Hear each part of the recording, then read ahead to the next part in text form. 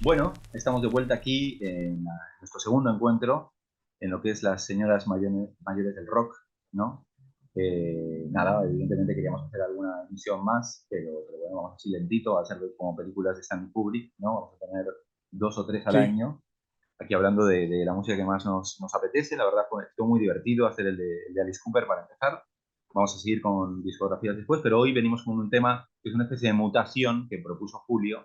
No sé si la propusiste tú, no me acuerdo ahora ya, o la fuimos entre los dos. Propuse una cosa parecida, no sé exactamente lo que propuse, Claro, pero y bueno, ha derivado en esto. terminó en esto. Bueno, yo soy Ramiro García Bogliano Yo soy Julio César Sánchez. y vamos a meternos con siete discos, cada uno iban a ser cinco, pero al final, ¿no? El morbo ha Sí, podido más.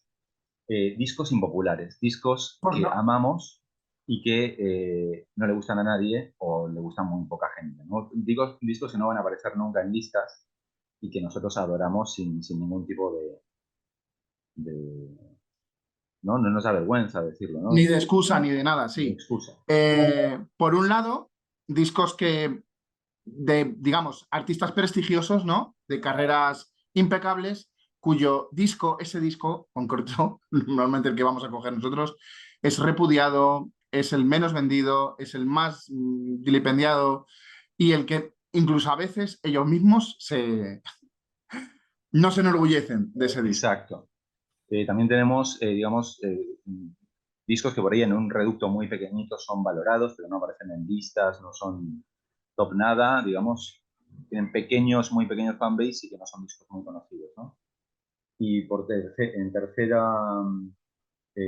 tercera, En tercer digamos, lugar, pues sí, discos que realmente nos gustan a nosotros y son muy poco conocidos o desconocidos para, ya no voy a decir el gran público, sino en general. O sea, no son apreciados por nadie, que vaya. han pasado, o que a lo mejor sonaron un poco, esto es, a lo mejor Sí, sonaron un puede poco en su ser. momento, pero el tiempo los ha dejado como totalmente fuera de las listas.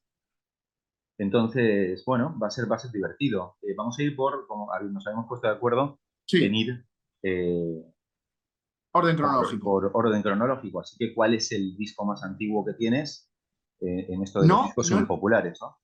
sí, yo no he querido remontarme mucho, mucho, o sea, no he querido coger discos de los 60. eh, la verdad es que discos de los 50 los que tengo son muy básicos. Sí que podía haber tirado discos de los 70, pero mi primer disco es de 1981. Digo, precisamente no me he querido remontar porque es verdad que muchos de los discos, cuando ya te remontas, están olvidados. Entonces, incluso discos muy famosos que podía decir gente, oye, pero si este... Sí, bueno, pero en realidad sí, en su momento fueron muy famosos, pero ahora no lo tanto, no lo son tanto. En este caso, mi primer disco, que es de 1981, eh, voy a mostrarlo. Es de uno de mis grupos favoritos, Kiss, The Music from the Elder. Es Ujú, precisamente el disco menos vendido de Kiss, el disco que ellos mismos ni siquiera tocan en directo, se arrepienten un poquito de haberlo grabado ujú. y es uno de mis discos favoritos, ya no solo de Kiss, sino en general. Eh, leí por ahí una vez una frase que me gustó mucho, de David Muñoz, el guionista y escritor, Mm.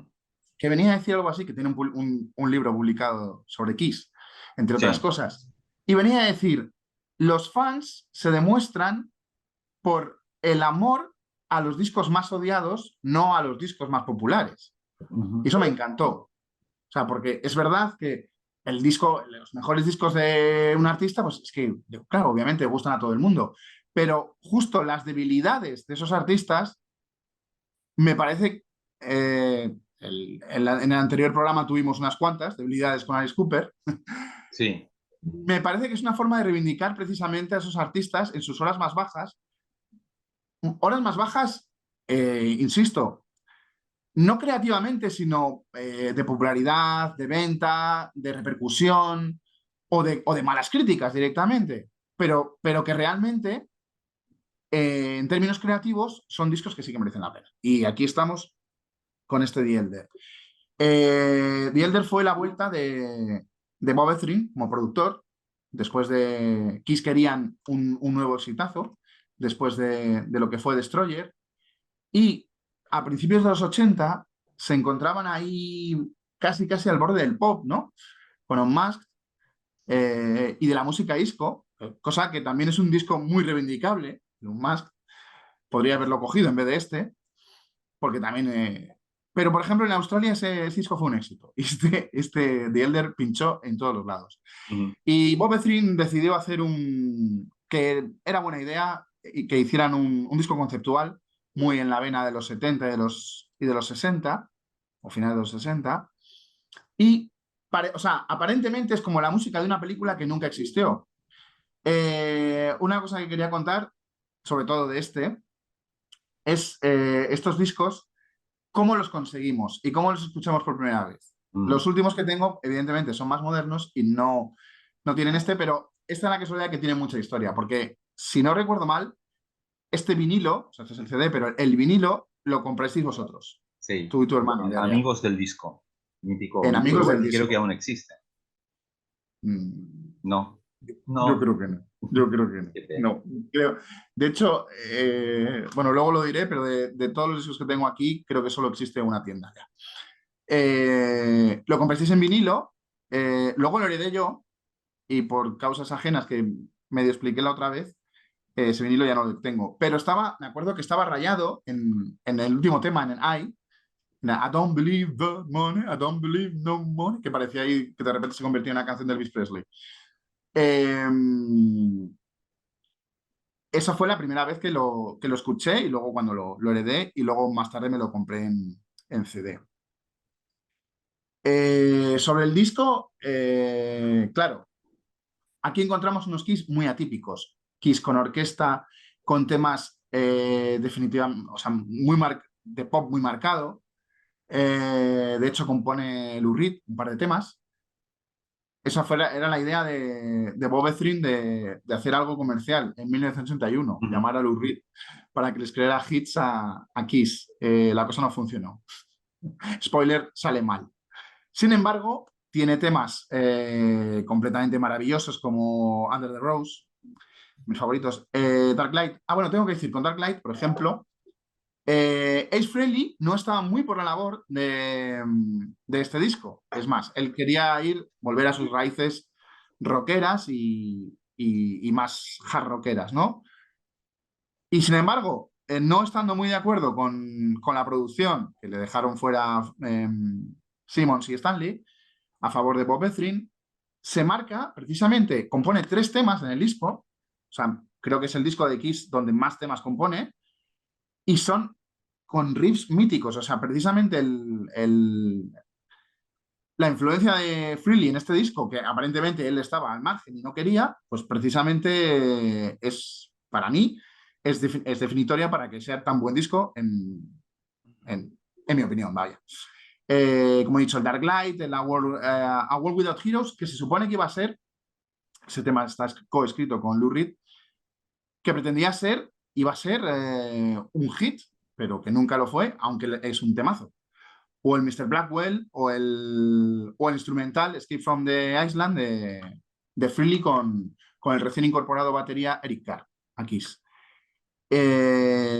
Lo que comentaba, es una obra conceptual, se supone que es un héroe, un joven que es elegido para luchar contra el mal y evitar el fin del universo.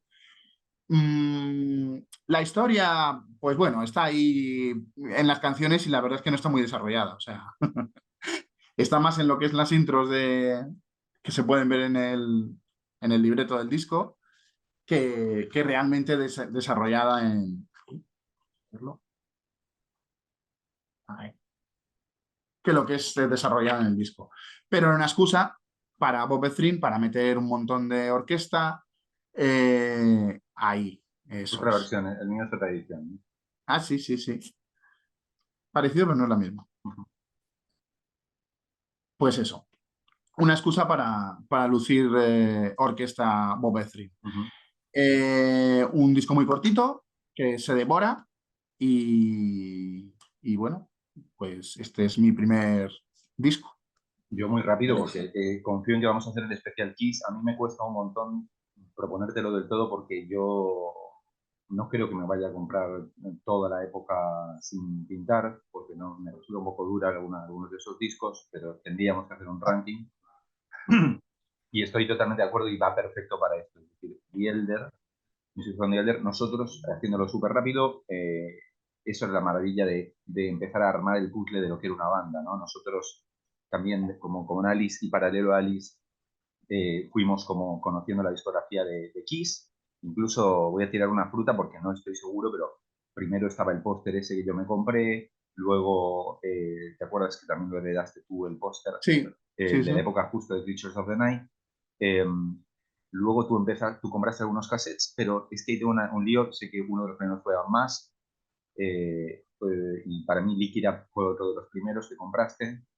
Entonces Sí. tenemos una especie de mezcolanza de lo que era Kiss en esa época y de repente yo compré este Music from the Elder que era totalmente diferente a lo que habíamos escuchado y el Crazy Nights que era, ¿no? Lo veíamos por la tele, los videoclips en aquella época Mm. y, y luego yo me conseguí Creatures of the Night, entonces era una especie de, ay, aparte tú habías conseguido el VHS de Exposed, entonces era, íbamos conociendo como en pequeñas partículas lo que era Kiss. Tú no muy adelante te compraste el Frehley's Comet, que me parece un discazo, que estoy intentando conseguirlo, que no Ujú. lo tengo. Pero bueno, era un caos, pero la verdad es que nos metimos en la discografía de manera muy fresca y yo siempre adoré este álbum. No sé si me lo compré a la vez que me compré, imagínate. Pero si no es por ahí, pero te voy a decir algo que no estoy muy equivocado. Me parece que me compré The Dark Side of the Moon, Bill Under Our Babies y The Puede Elder ser. juntos. Pu- Así pu- que imagínate el raid ese. Menudo estrés. Sí, pero aparte sin A- saber concretamente qué estaba agarrando de cada uno, ¿entiendes? O sea, era bastante como a ciegas, ¿no? claro, claro, eso es algo que se me ha olvidado comentar. Em, Porque sí, o sea, y además viene muy bien ahora. En esta época, bueno, nosotros y todo el mundo, comprábamos los discos muy a ciegas. Ujú, No sabíamos realmente lo que íbamos a encontrar en ese ujú. disco. En este caso, que sí que habíamos escuchado a Kiss, pero justo esto no tiene nada que ver con lo que habíamos escuchado. Y este rollo de que The Music from the Elder, porque durante un tiempo, no sé si muy largo o muy corto, pensábamos que había una película o podía haber una película en la que se basaba. O sea, que era la banda sonora de una película que nunca se hizo. Ese momento, lo cual le daba cierta magia y cierto misterio al disco, que ya lo tiene de por sí, le daba aún más valor, ¿no? Ahora en estos tiempos de internet que googleas y dices, vale, ¿de dónde sale The Elder? No, no hay película, nunca existió, nunca Ujú. se hizo. Pero en ese momento tenías solo un disco y no sabías a qué agarrarte, porque da la sensación, claro, hay diálogos, eso se me olvidó decirlo, hay diálogos, hay una intro y una outro en el que cuentan un poquito la historia, entonces no sabíamos si realmente esto era una película, era algo que se habían inventado, un musical, estábamos completamente a ciegas. Y era parte de la magia que tenía. Total. Y dos cosas más. Bueno, a mí me parece un discazo. La verdad, si hiciéramos un ranking, para mí siempre estaría en los primeros puestos, The Elder. Entiendo que no tiene nada que ver, prácticamente nada que ver con el canon o de lo que se entiende, Sí. ¿no? Lo del típico Kiss, pero me parece un esfuerzo excelente el que hicieron. Estaba en un momento bajo, digamos, porque ya habían estado tan altos de popularidad que yo creo que prácticamente cualquier cosa que hubieran hecho Hubiera pinchado, no sí.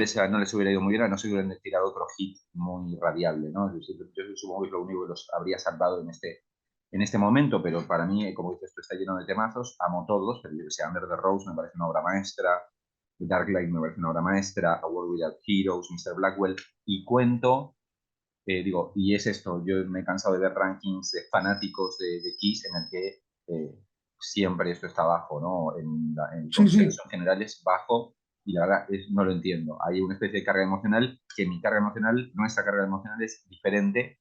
De hecho, no solamente nos sumergimos en este disco tipo año 88, que me parece que es cuando lo conseguimos, sino Mm. que tuvimos una pequeña experiencia paranormal. Yo se la cuento a poca gente, a pocos amigos, se lo conté el otro día a Seba de Caro.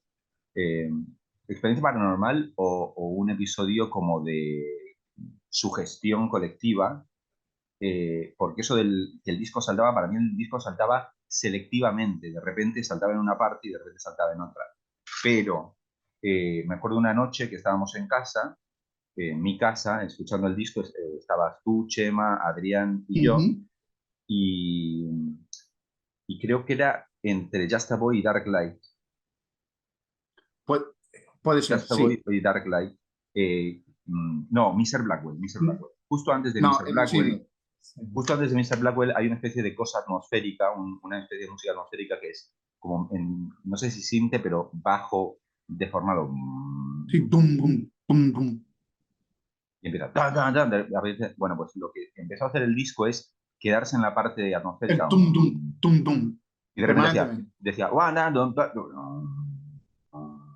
una especie de cosas medio de trance, y de repente nosotros comenzamos a entrar en esa cosa, no lo estábamos sacando, y nos asomamos por la ventana, ¿no? En nuestro edificio, y vimos una figura en el edificio de enfrente, una persona, tipo una especie de guardián, una especie de, ¿no? Que estaba parado, recortado y como mirando en dirección a nosotros. Y eso fue un buen rato, con el sonido este creepy del Mr. Blackwell, de la intro de Mr. Ujú. Blackwell. En loop. Y creo que nos agarró un miedo impresionante a los cuatro, ¿no? Nunca Sí, supimos qué pasó, nunca nos vio suceder el tema de la silueta, pero era esa silueta que parecía que nos estaba observando en ese momento. Así que yo amo este disco, estoy súper, ¿sabes? Me sí. parece el mejor, ejemplo perfecto para lo que estamos hablando hoy. Sinceramente, echo de menos, o sea, en el CD, echo de menos el. No, no me pasa habitualmente, nunca echo de menos el sonido de huevo frito Ujú. de los vinilos, pero en este caso sí, precisamente por Este todas sí. esas sensaciones que daba y que de repente se rayaba y un loop maravilloso que decías en Mr. Blackwell, como en el bajo S, que es la experiencia que acabas de contar, o el I, que le daba otro, o sea, otro aura Ujú, completamente al disco. ujú, Ya de por sí, bastante oscuro, bastante telúrico, muy raro para Kiss. ujú, Y pues ese vinilo que compartimos era aún más. ujú. Así que perfecto. Bueno, yo supongo que vamos a adentrarnos en otros terrenos, digamos, otros terrenos posteriormente, pero vamos a empezar entonces con el disco que para mí es hermano de ese otro y que está muy cercano en el tiempo. Y yo diría peor tratado más que de Elder, porque yo creo que de Elder sí tiene una pequeña reivindicación actual, pequeña. Hay un pequeño Pequeña, grupo pequeña. de fans que dicen, no, esto es lo auténtico, pero es pequeño, ¿no? Este creo que eh, solamente bueno, lo defendemos pocos, ¿no? Nos atrevemos pocos de grupos míticos. Y estoy hablando del año siguiente, en Sí, el año sí. 82, sale Hot Hot Space, Space. ¿no? El disco, el segundo disco en los 80 de Qué Queen. bonita esa edición. Sí, de estas de librito, ¿no? Allá también salieron estas ediciones de librito. Lo que pasa es que con Queen hay tantas ediciones, o sea, luego están las de doble disco, luego si te gusta el vinilo está en colores, o sea, es el tema, puedes no terminar jamás. Hot Space, bueno, un poco en la película esta Bohemian Rhapsody hacen una especie de la misma banda se suma, digamos, al desprecio de este disco y le echan toda la culpa básicamente a Freddie Mercury, ¿no? Como diciendo, Freddie se estaba drogando mucho y estaba siendo muy promiscuo, y entonces hicimos este disco que era un poco un desastre. Y es mentira, o sea, yo, a ver, primero, escuchando el disco se ve que no, Freddie no era el único que estaba interesado en este tipo de música. Para mí, claramente, John Deacon también estaba interesado Sí, y con estaba. también Roger Taylor está interesado. Lo que pasa es que es muy fácil luego tirarle, ¿no?, la responsabilidad a un pobre hombre que ya está muerto, Que no ¿no? puede dar Me réplica. parece una hijaputez. Pero me parece un gran disco, digamos, de funk blanco de inicios de los 80 que está odiado básicamente porque es Queen, digamos. Sí, Se odia porque no responde en gran medida a lo que se espera de ellos en ningún sentido, ¿no? A mí, a ver, hasta las canciones más odiadas tipo Body Language o Backchat me parecen excelentes, la verdad me lo paso genial con eso, Stay in Power también me encanta, pero el tema es que si realmente te fijas, el mito de que este es el disco más funky, sí es bastante funky, pero hay un montón de canciones, digamos, como Put Out the Fire o Las Palabras del Amor o Under Pressure, digamos que son típico Queen, o sea, que no se sí. escapan realmente tanto de lo que venían haciendo antes. Calling All Girls incluso te diría que tampoco se escapa tanto, eh, pero me parece un disco que es excelente, pero claro, tiene el estigma de venir de una banda con una marca tan característica, ¿no?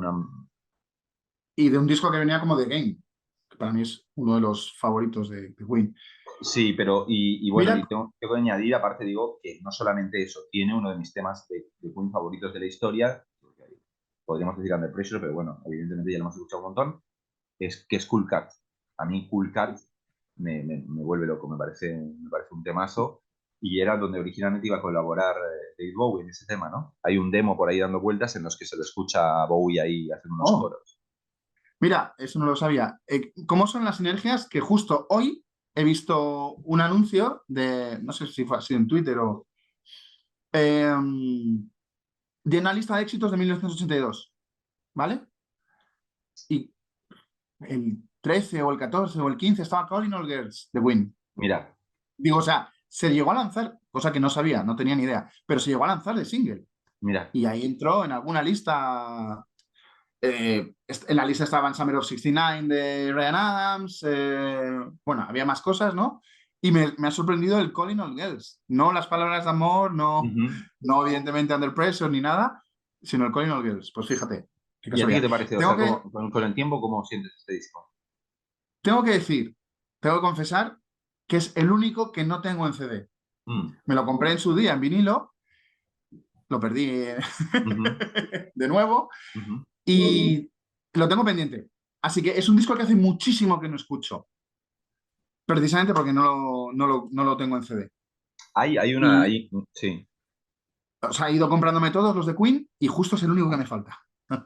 Hay incluso algunas teorías, digamos, que apuntan, digamos, evidentemente él tenía lo suyo y tenía todo su trabajo detrás y todo esto, pero el tema es que hay una teoría, digamos, por lo que estuvieron haciendo en aquella época, de que parte del sonido de Hot Space influye directamente en Michael Jackson para Thriller, lo cual no me parece descabellado. Entiendo que Las es líneas una de especie bajo, de funk mm, blanco, pero a la sí, vez hay algo de las formas que evidentemente Michael Jackson lo que hizo es hacer su funk negro más amable para el público blanco, que haya al gusto tomado de... nota de esto porque él participó, de hecho, ¿no? Él iba a colaborar con Queen en aquella época, que no terminó de funcionar, Pero y sí que existe esa grabación de Michael Jackson y Mercury.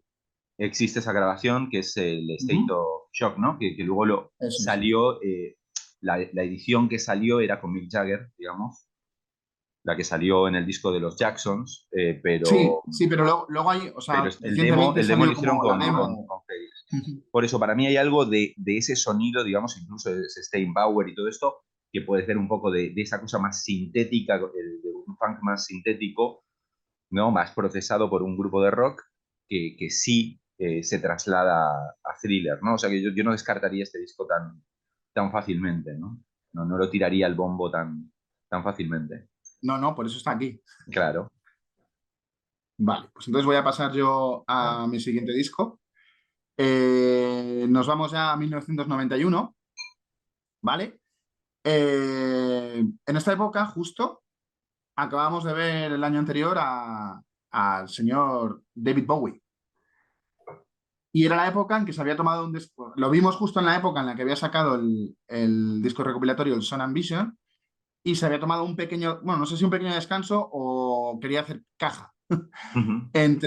porque estaba metido de pleno en este proyecto, en Team Machine, ¿vale?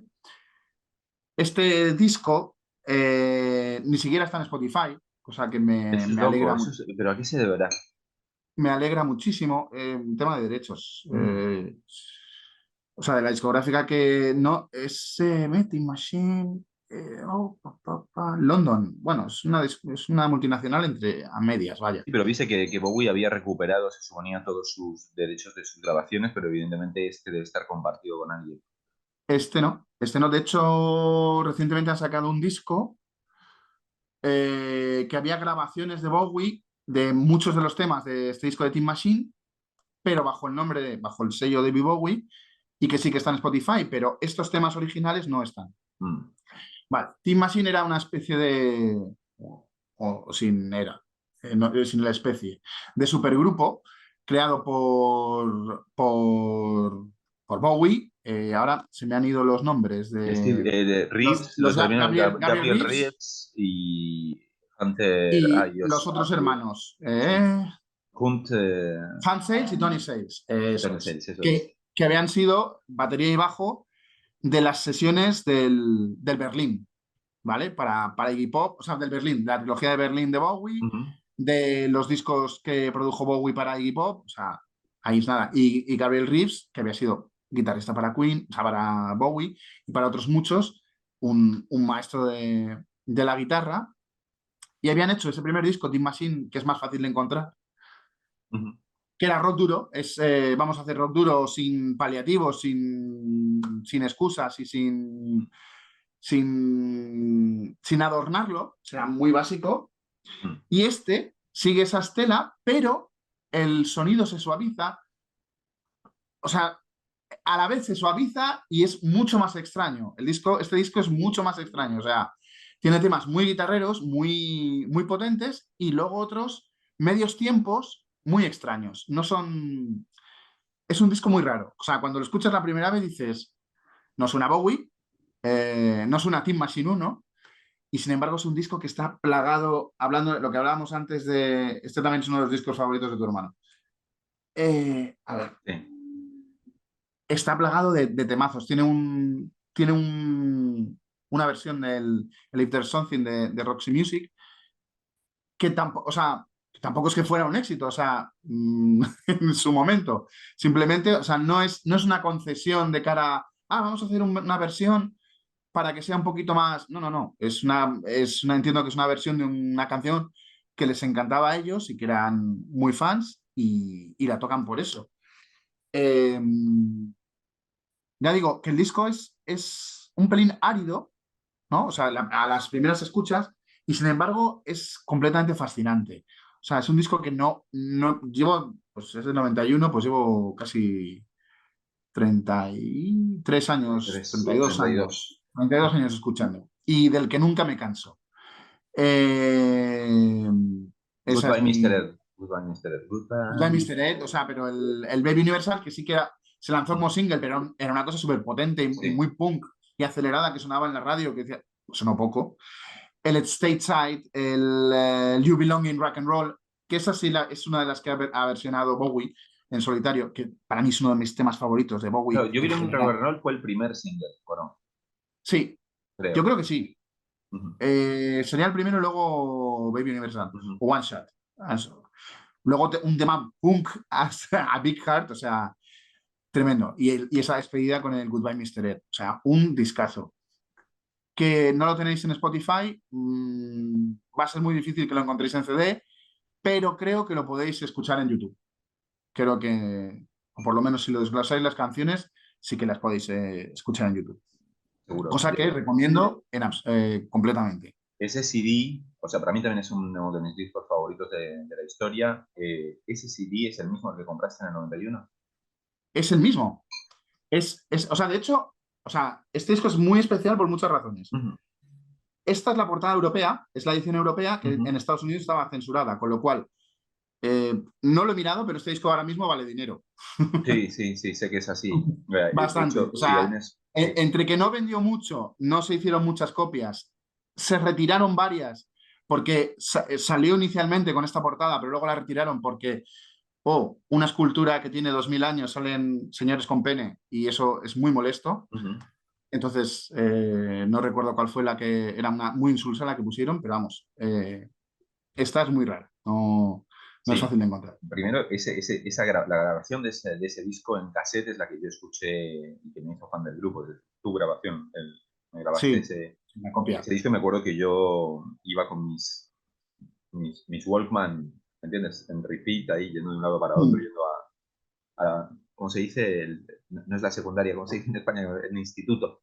Al instituto. Al instituto y nada, totalmente amor y sí. Bueno, yo creo que da para hablar como más en profundidad, pero es un discazo totalmente underrated y Disco, sí, por no creo cierto, que esté, no creo que esté en ningún ranking en los primeros puestos de Bowie para no, nada. no, no, no, no. Y además se añade el hecho de que se ha escuchado muy poco, entonces es más difícil que entre en ningún tipo de ranking. Este disco lo compré en Madrid Rock, Madrid Rock, qué ya no lindo. existe, hace muchos años que no existe Madrid Rock, 20 y creo, muchos, 20, uf, qué creo que barbaridad. 20. Bueno, pues allí lo compré. Genial. Yo solamente digo, es interesante que es, entre comillas, un fracaso, digamos, porque en esa época le estaba costando entrar en las listas de vuelta a Bowie, pero estratégicamente está muy bien porque Tin Machine le sirvió para entrar de los 90 de manera adecuada. Es decir, Tin Machine lo ayudó, a pesar de que no hayan sido grandes éxitos, en cuanto a su sonido, ayudó a que él se pudiera acomodar, digamos, con el nuevo sonido de los 90, ¿no? O sea, Sí, sí, es algo que como no he más entrado duro, mucho. más con raíz punk, más noisy. O sea, el primer disco de Tin Machine es 1989 y este disco es 1991. Es el mismo año que el Nevermind de Nirvana. Y si lo Ujú, escuchas, es la misma onda. O sea, es Bowie haciendo rock alternativo, el rock alternativo ese que de repente explotó en los 90. ujú. eh, y escuchabas entrevistas en la época y decía que sus grupos favoritos eran Jane's Addiction, Pixies. O Me sea, acuerdo. justo lo que estaba, que en ese momento era muy underground. O sea, ahora Ujú. decir que estaba escuchando Jane's Addiction y Pixies es Parece como, típico. wow, claro. Pero no, en 1990, es decir, y en el 89, no, eso no era nada No. obvio.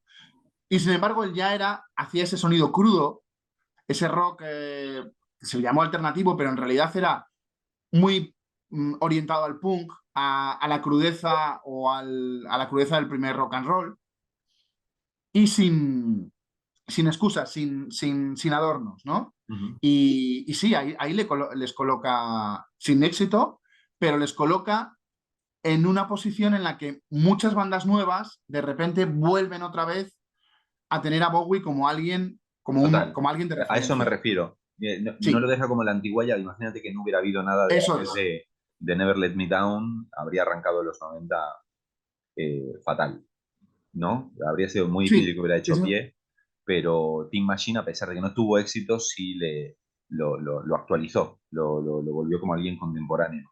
Que luego incluso estéticamente lo que hizo después, aunque tampoco fueron sus discos más exitosos, ya en estética, en todo eso, ya él ya estaba sintonizado con los 90.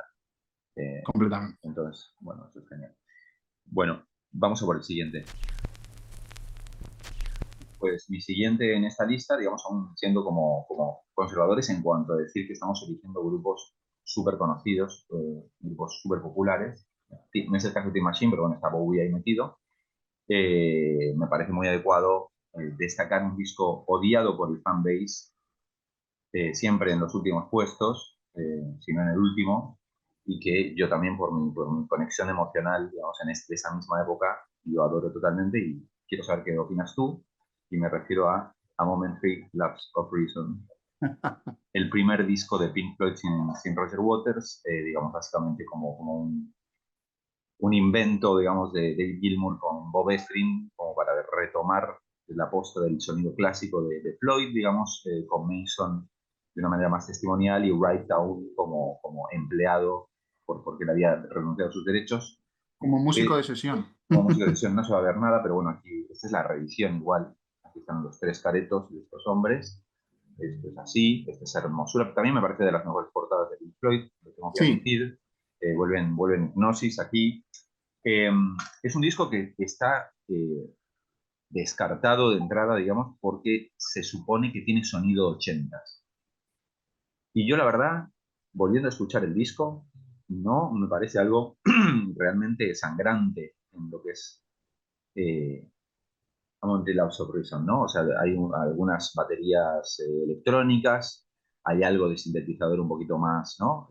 Sintetizadores como bases sintetizadas rítmicas, pero yo no le encuentro mucho más, digamos, para decir, wow, o sea, no es que de repente te saltaron a Invisible Touch, que eso sí es un disco no. realmente ochentoso, ¿no? O sea, que totalmente ya juega el juego de la radiofórmula.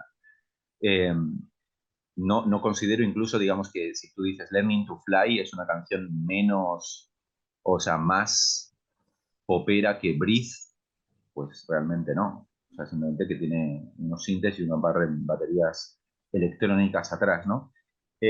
Entiendo que sí, que evidentemente yo soy, en cuanto a lo que hacía Pink Floyd, siempre voy a favorecer la etapa del reinado de Waters, digamos, que es realmente mi favorita, pero yo entiendo que este es un discazo, digamos, Es un un buen gran disco. disco que también responsable de que Pink Floyd aún siga vigentes en el 2023 aún haya mucha fanaticada, digamos, de Pink Floyd. Si no hubieran retomado con este disco, hoy no estaríamos hablando de la misma manera de Pink Floyd, ¿no? Y bueno, tengo que admitir que la segunda cara se me hace un poco más dura. A mí nunca he sido muy fan de Sorrow.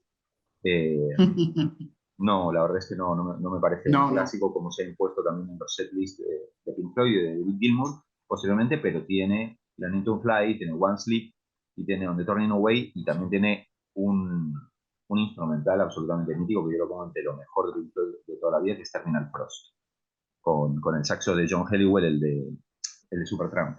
Entonces, no, me parece un disco muy, muy vapuleado innecesariamente. Ha habido un remix hace un par de años en el que volvían a reinstaurar las baterías tocadas por Mason y añadían a Wright efectivamente más en las bases de teclados, digamos, como en esta mezcla no estaban, pero no me parece que cambie mucho. Es un sonido un poquito diferente, pero las canciones y la buena propuesta ya está aquí en este disco del 87, que a día de hoy, eso, ¿cuánto me has dicho? Eh, pues 30 y pico años más tarde sigue siendo una especie de espinita clavada entre los 36, fundamentalistas sí. del prog rock y los fundamentalistas de Pink Floyd, ¿no? Me parece muy superior, cuando vamos al ranking de Pink Floyd, me parece pero infinitamente superior a Division Bell. Esto lo Y al firmo último, con sangre. pese Bueno, a que sí, tiene sí, cosas bonitas, el último es como el Made in Heaven, ¿no? De Queen. O sea, el sí, último viene sí, a ser algo sí. así. No, ni lo cuento estrictamente así. Digo, como discos en los que está la unidad realmente ahí activa, a mí Division Bell me parece que, bueno, ya lo hablaremos, pero no es un disco que ha envejecido fatal. En cambio, este Mm. me parece un disco muy, muy sorprendente y con muy buena energía y aún probando cositas, digamos. Es un grupo que, digamos, a pesar de que Todavía tenían no volvieron a inquietudes. revolucionar nunca, Sí, aún proban cositas en el Moment of Reason, ¿no? sí. Creo, si no recuerdo mal, este disco fue nuestro punto de contacto con Floyd. O sea, habíamos escuchado No The Big in the Wall un montón de veces, pero esta es la primera vez que entramos Yo con Pink el mérito Floyd. te lo doy a ti porque digo, este me lo compré yo en Barcelona, me lo compró un tío mío, el vinilo, pero tú creo que habías conseguido antes, que eso me enloqueció el verano Sí, la del grabación de The 88. Wall. Me grabé The Wall, vaya. ¿Y cuál? No, pero eso fue después. No, lo El primero cassette. que conseguiste tú es ese mítico, que evidentemente lo tuve que conseguir porque quería tener esa recopilación, que es A Ah, Collection of Great sí, Dance Songs, claro, cierto, cierto, cierto, que me cierto. parece, en la tarea de hacer un Greatest Hits de Pink Floyd es dificilísimo, y ahí te meten 6 canciones de los 70 y es, bueno, a partir de ahí me hice fan para toda la vida, digamos, a partir del To A Collection of Great Cierto, Dance ese Songs, y el cassette. siguiente que nos cayó, digamos, original, porque luego habíamos escuchado alguna grabación en medio de alguna otra cosa, fue A Moment of A Reason. Momentary. Así que Ok.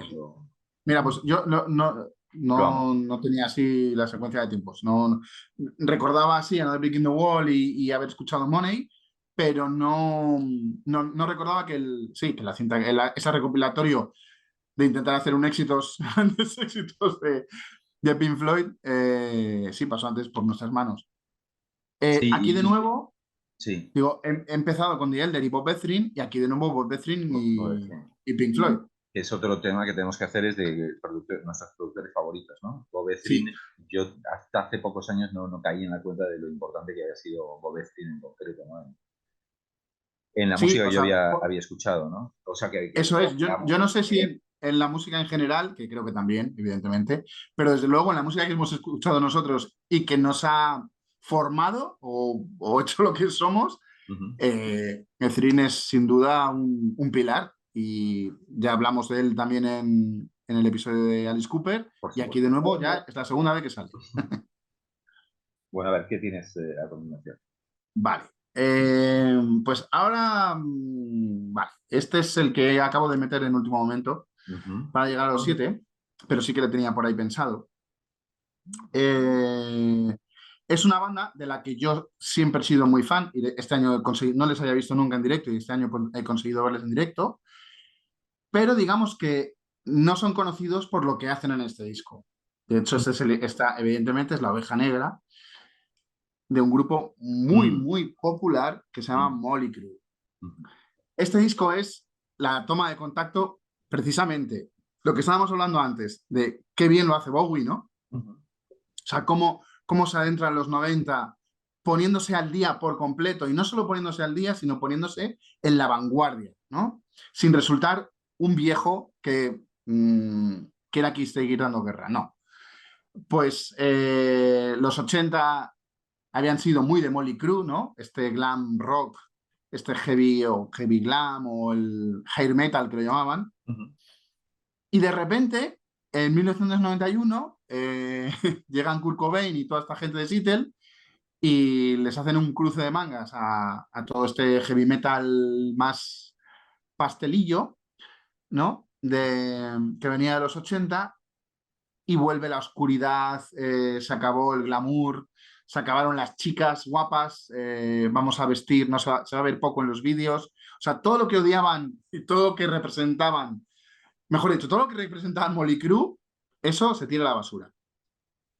El machismo de las canciones, de los vídeos, esa pose completamente, esa pose rockera muy falsa, ¿no? Muy por, se da el traste con ello, por una naturalidad, una espontaneidad, esos regresos al rock original y al punk, o sea, todo eso que no representaban, Ujú. bueno, quizás en el primer disco, pero nada más, Motley Crue. Entonces, ¿qué hacen Motley Crue?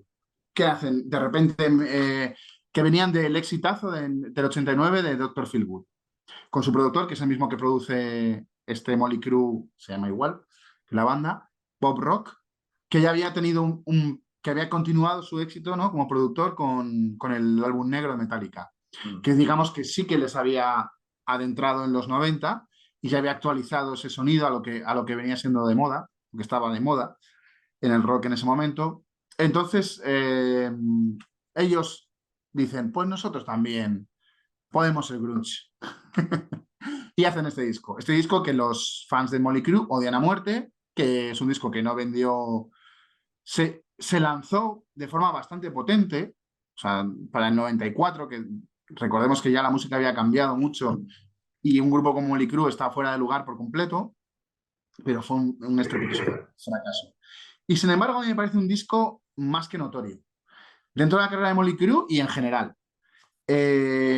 Habían despedido al cantante, a Vince Neil, y le sustituyó John Corabi, que es alguien con una voz mucho más rockera, mucho más desgarrada, que recuerda más al rock y al hard rock de los 70, ¿no? Que es lo que precisamente intentan hacer Motley Crue en este disco. Más que girarse, que también un poquito, ¿no? Más que girarse y verse en los grupos de grunge, lo que hacen es verse en Black Sabbath, en Led Zeppelin y todos los grupos que habían estado escuchando ellos de jóvenes, ¿no? Que al final también es lo que había influido en el grunge, aparte del punk y demás. Entonces, tenemos temas maravillosos como el Hooligan's Holiday, el Misunderstood, que me encanta, el Love Shine, que es como un tema que podrían haber grabado Led Zeppelin.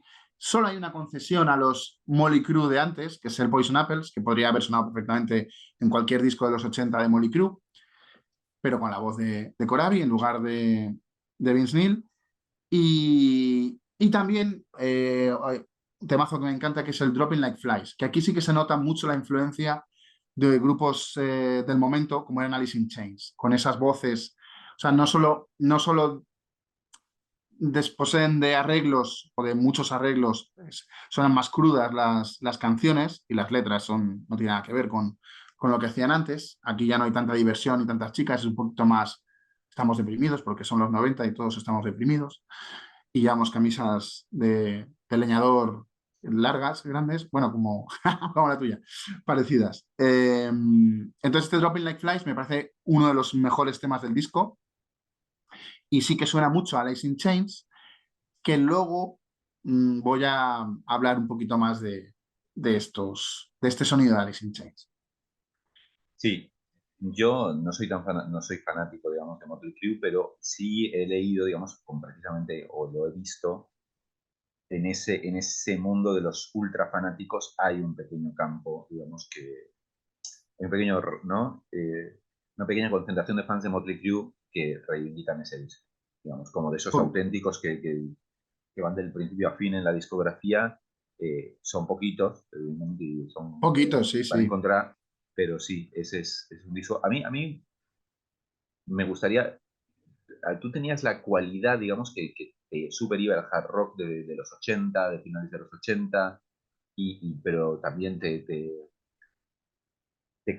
cautivó parte de lo que fue el movimiento grunge. Yo recuerdo que ya, no sé si la gente se da cuenta, pero en 94 ya era, casi habíamos dado la vuelta y era como ya estamos cansados del grunge. Era como, Sí, ya claro, en el claro, sí. 94, ¿no? Estaba como, Mm. bueno, ya, basta de esta cosa llorona, pero tú sí, digo, tú integraste tanto tu fanatismo como por el clásico hard rock ochentoso, clásico, digámosle, pero también escuchabas bandas como de la New Wave total y bancabas totalmente. De ese primer estallido, ¿no? En el 90-94, en el que salió el grunge hasta que el grunge comenzó a agotarse, ¿cuál es tu banda favorita? ¿O cuál ha quedado con el tiempo como tu banda favorita? Eh, Pearl Jam, ahí no tengo ninguna duda porque lo Ujú. siguen siendo. Y incluso aunque los discos actuales no tienen el nivel de los discos de los 90, siguen siendo una banda muy sólida que de vez en cuando hacen temazos.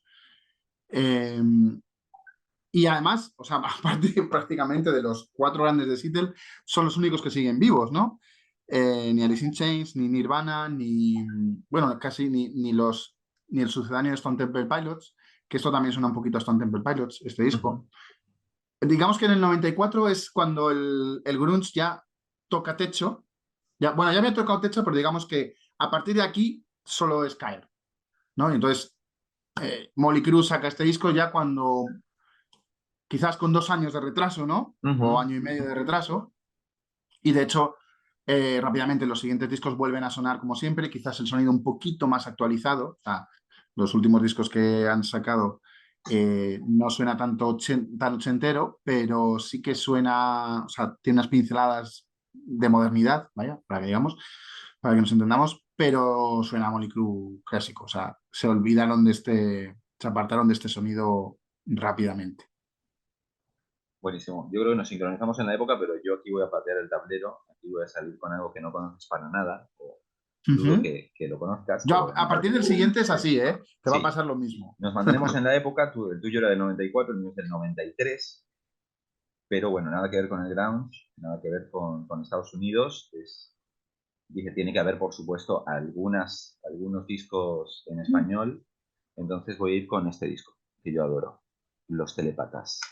Creo que por ahí de nombre, que te los habré mencionado yo, los Sí, sí, conoces. o sea, Los Telépatas, este es su disco homónimo, su ópera prima, digamos, del año 93.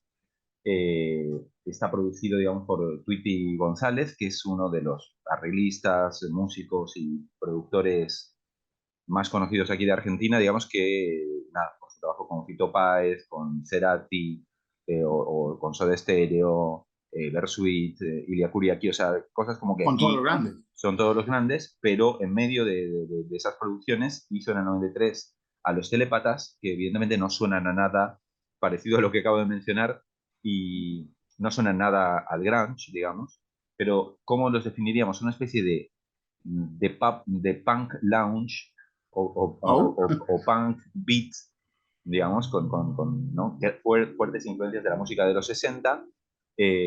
Nada, y una especie de microuniverso de estos frikis, digamos, que hacían esta música, ponle retro, ¿no? No estaba jugada como retro, ¿no? No es un homenaje más como se haría ahora, como, bueno, ahora el chiste es que esto es una retro, sino una especie de declaración de principios de a dónde iban a buscar sus influencias, ¿no? Incluso incluye una versión, digamos, un poquito, porque este grupo en cierta manera está hermanado con un movimiento muy sano, como también se dio en España, pero tenía otras características, como de música independiente, ¿no? Entre comillas, música alternativa, y los podríamos hermanar un poquito, no suenan realmente en el fondo parecidos, pero a otras bandas que estaban saliendo en ese momento, como Babasónicos, eh, sí. eh, o Juana la Loca, que rompían un poquito con el rock contestatario o en el rock un poquito más la versión y iban a por la psicodelia y la diversión, ¿no? Y es un disco, eso, como de sonido súper básico a propósito, de bajo, batería y guitarra,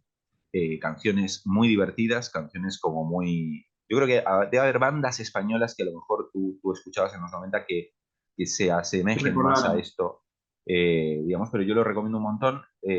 Son un grupo que también conocí de manera azarosa, a mí eso es lo que me encanta, ¿no? Esas cosas a las que llegas como dejándote llevar, ¿no? O sea, no... Ujú. Bueno, pero este grupo no lo conocería si no fuera, digamos, una persona que yo quería mucho, que falleció recientemente, que se llama Diego Curubeto, que es el que escribió el primer libro de cine de género en Argentina, que se llama Cine Bizarro en los 90. Ah, Y Cinevizarro, sí. él era muy amigo de la gente de los telépatas, él hizo algunos de los videoclips y eran eso, gente muy divertida, pero gente también muy psicodélica y muy drogadicta. Entonces los telépatas nunca hicieron otro disco hasta dentro de casi 20 años, y que se llama Los Telépatas contra el Mundo. También está muy bien, pero es como dices, hubo un corte entre el 93 y el 2012, ¿entiendes? Es como, y siguen haciendo Demasiado exactamente lo largo. mismo, ¿no? Sí, pero suenan Sí. igual. Es como si Ah, hubieran vivido en la burbuja lisérgica durante todo ese tiempo. o lo grabaran en el 94 y luego lo sacaran. Claro, exactamente. Pero bueno, eso, una banda que digamos que por ahí podría haber pegado un poco más, pero digamos su misma forma de vida no se lo permitió, ¿no? Entonces tiene esta cosa como con los relieves aquí muy divertidas en el interior y todo esto. Pero bueno, un disco que yo digo es buscarlo en Spotify, en YouTube, donde sea que esté, porque no sé si estará en Spotify siquiera, pero Los Telépatas es un disco muy refrescante de rock argentino de los 90, y que no va a aparecer, que no aparece en la lista absolutamente de nadie. Es un grupo tan de culto que somos cuatro. Esta es mi primera, los primeros deberes que me pongo Ujú. en la sesión Sí, de hoy. sí, sí. Eh, Justo un poquito antes de empezar, viendo todo lo que había seleccionado, me da un poco de rabia porque lo he pensado, antes lo había pensado, digo, de escoger algún disco en español o de un grupo español, y Ujú. no lo he hecho. Pero En bueno, el pues próximo eso hacemos una segunda sí, sesión y ahí... sí. Ujú. Era algo que tenía, que sí, que tenía pendiente. Eh, entonces, a partir de aquí, ahora creo que los que voy a sacar no los conoces o los conoces Bien, es parte de poco. la gracia, es parte de la Espero gracia. que no los conozcas o si eso, pues eso, que los conozcas poco, ¿no? ¿Qué Vamos año? con el siguiente, que es 1994, Meat Puppets, Too High to Die. Hablando de grunge, Ujú. esto eh, es un grupo muy poco conocido, que tuvieron su minuto de gloria y de fama justo en el Unplugged de Nirvana, Mm, que salían tocando, los hermanos Kirkwood salían tocando mm, con Nirvana y hacían un par de versiones justo de Meat Puppets. Por cierto, mm. una de ellas, el Lake of Fire, está incluida, es uno de los, es el corte, la famosa cuando se puso de moda incluir un corte oculto en el CD, ¿no? Pues ese es el último tema de este disco. Ujú. Pero Meat Puppets es un grupo muy curioso. Comienzan en los 80, o sea, no pertenecen realmente a la escena grunge, porque además son de Tennessee y demás, o son del sur de Estados Unidos, y comienzan en el 82 haciendo punk y hardcore, algo que no tiene nada que ver con el sonido posterior, pero ya luego en el segundo disco cambian por completo y se pasan al post-punk, o sea, ya con muchos más matices, pero además lo salpican con mucha psicodelia, que en este disco sí está presente, y sobre todo con bluegrass y americana. O sea, típico sonido de rock sureño, vaya, americano, ¿no? Casi podríamos hablar de country punk, algo parecido. Si me dices de definir el sonido de este disco, es algo así como si a un grupo de country le dejas los instrumentos tal y como están, los ha dejado un grupo de grunge, o sea, completamente distorsionados, y es así como suena, ¿no? Un poco a veces como suena Neil Young y los Crazy Horse, pero, pero más abiertamente americano o más abiertamente sureño, ¿no? Con unas melodías muy que podrían ser de que solo falta el banjo, porque, insisto, es con guitarra así muy distorsionado, pero es ese sonido casi country. Que a veces suena las voces mucho. Ahí es donde está emparentado, aparte de con la relación con Nirvana, ¿no? Con esas armonías vocales de Alice in Chains, que hablaba justo antes de que también tenía el disco de Motley Crue, es el 94, es el mismo año. Parece que Alice in Chains no fue un grupo que tuvo demasiada relevancia a nivel de ventas, pero sí bastante importancia o caló bastante en el sonido que hacían, sobre todo porque era esa psicodelia de armonía de voces con una que, por ejemplo, ahora mismo me recuerda muchísimo a Ghost, Mira, que están tan de moda, ¿no? Que es ese sonido más de rock duro de fondo, ¿no? En el caso de Ghost, a veces a mí me suena a Aor, por mucho que vayan de que se les para mí metan y son tal. ahora orgullosamente. Yo tampoco he leído tantas entrevistas, pero para mí es un grupo que se Sí, sí, asume como de sí, ahora, ¿no? sí, pero se les mete en el metal y demás, y sí, pues, estéticamente y el sonido es duro, pero luego las melodías y todo es eso, o sea, ¿Has escuchado ese, algo ese... del disco de covers que han hecho? Sí, sí, lo he escuchado entero. Es una maravilla. Pero Es una maravilla, pero la misma elección tienen de las covers. canciones te demuestra que están más orientados a la OR, ¿no? Sí, Como o sea, te música cogen radial Iron de Maiden y te cogen a Tina Turner, o sea, Tina mucho Turner, ningún. a Pero Shakespeare tienen. Sister, a Ah, sí, Genesis de los digo, lo 90. pensé, digo, pensé en ti, Sí, total. con el cover ese de Shakespeare Sisters. Em, pero antes tenían versiones de ABBA, por ejemplo. O sea, Ujú, ujú, que me hace gracia que se les toma muy en serio, ujú, como satánicos y no sé qué, y ellos mismos son los primeros que no se toman en absoluto en serio. ujú, ujú. De hecho, a lo mejor se les toma muy, muy en serio en España, ¿eh? Y porque no entendemos muy bien las letras, que están llenas de dobles significados, que parecen como satánicas, pero al final son, o sea, dan la vuelta a las canciones de amor y cosas así para hablar de Satán, pero de una forma divertida, no es una Ujú. cosa ahí como, oh, oh, no. Sí, sí, sí. Eh, entonces es eso. Bueno, pero vamos a Meat Puppets. Un disco que me encanta, insisto, desde el principio hasta el final. Una de esas cosas, una de esas injusticias, el tema 9 Backwater, que salió como single, pero es de esas canciones que dices que no entiendes, yo no entiendo cómo no es un clásico de la humanidad, cómo no es un estándar, cómo no es una canción que conoce todo el mundo y que tararea todo el mundo. Se me escapa, pero es que no vendieron mucho, nunca, ni este disco tampoco. Siguen sacando discos que no venden y no compra nadie. Este disco, digamos que justo, no sé exactamente cuánto antes, pero vamos, digamos que tiene, gracias al grunge y el apoyo de que de repente Kurt Cobain dice en entrevistas que es uno de sus grupos favoritos, Meat Puppets, Ujú. pues consiguen un contrato, ¿no? Un poquito justo con London Big Records, la misma discográfica de Tim Machine. Y, y, por ejemplo, este disco lo produce el guitarrista de Bad Hole Suffers Ujú. y lo mezcla, sobre todo lo mezcla Dave Jerden, que venía de mezclar en los 80 a Talking Heads, a Red Hot Chili Peppers, a James Addiction y, oh, sorpresa, a Alice in Chains. Ujú. Porque esas melodías que suenan en el Dirt, por ejemplo, que mezcla Dave Jerden, están aquí. Un disco que recomiendo totalmente escuchar tranquilamente. O sea, es muy guitarrero, pero pero no es un disco para menear la cabeza. Insisto, en la onda, el feeling es mucho más folk y country que rockero, Ujú. eh, a pesar de ese sonido distorsionado y demás. Pero, por ejemplo, si escucháis Backwater, ¿no? Te dejas llevar, o sea, te puedes dejar llevar por la canción y es maravilloso. Tiene temas muy buenos, el Roof with a Hole, el que hemos hablado antes, el que he dicho antes, el Lake of Fire, el We Don't Exist.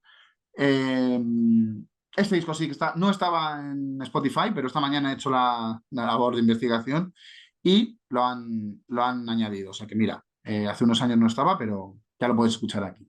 Vamos, aquí en Spotify o me imagino también estará en YouTube y en Amazon y estas cosas. Así que mi disco recomendado, Too High to Die, de Meat Puppets. Bueno, ese me lo apunto yo. ¿Qué te iba a decir? Pero lo que no he entendido es el primer disco. No.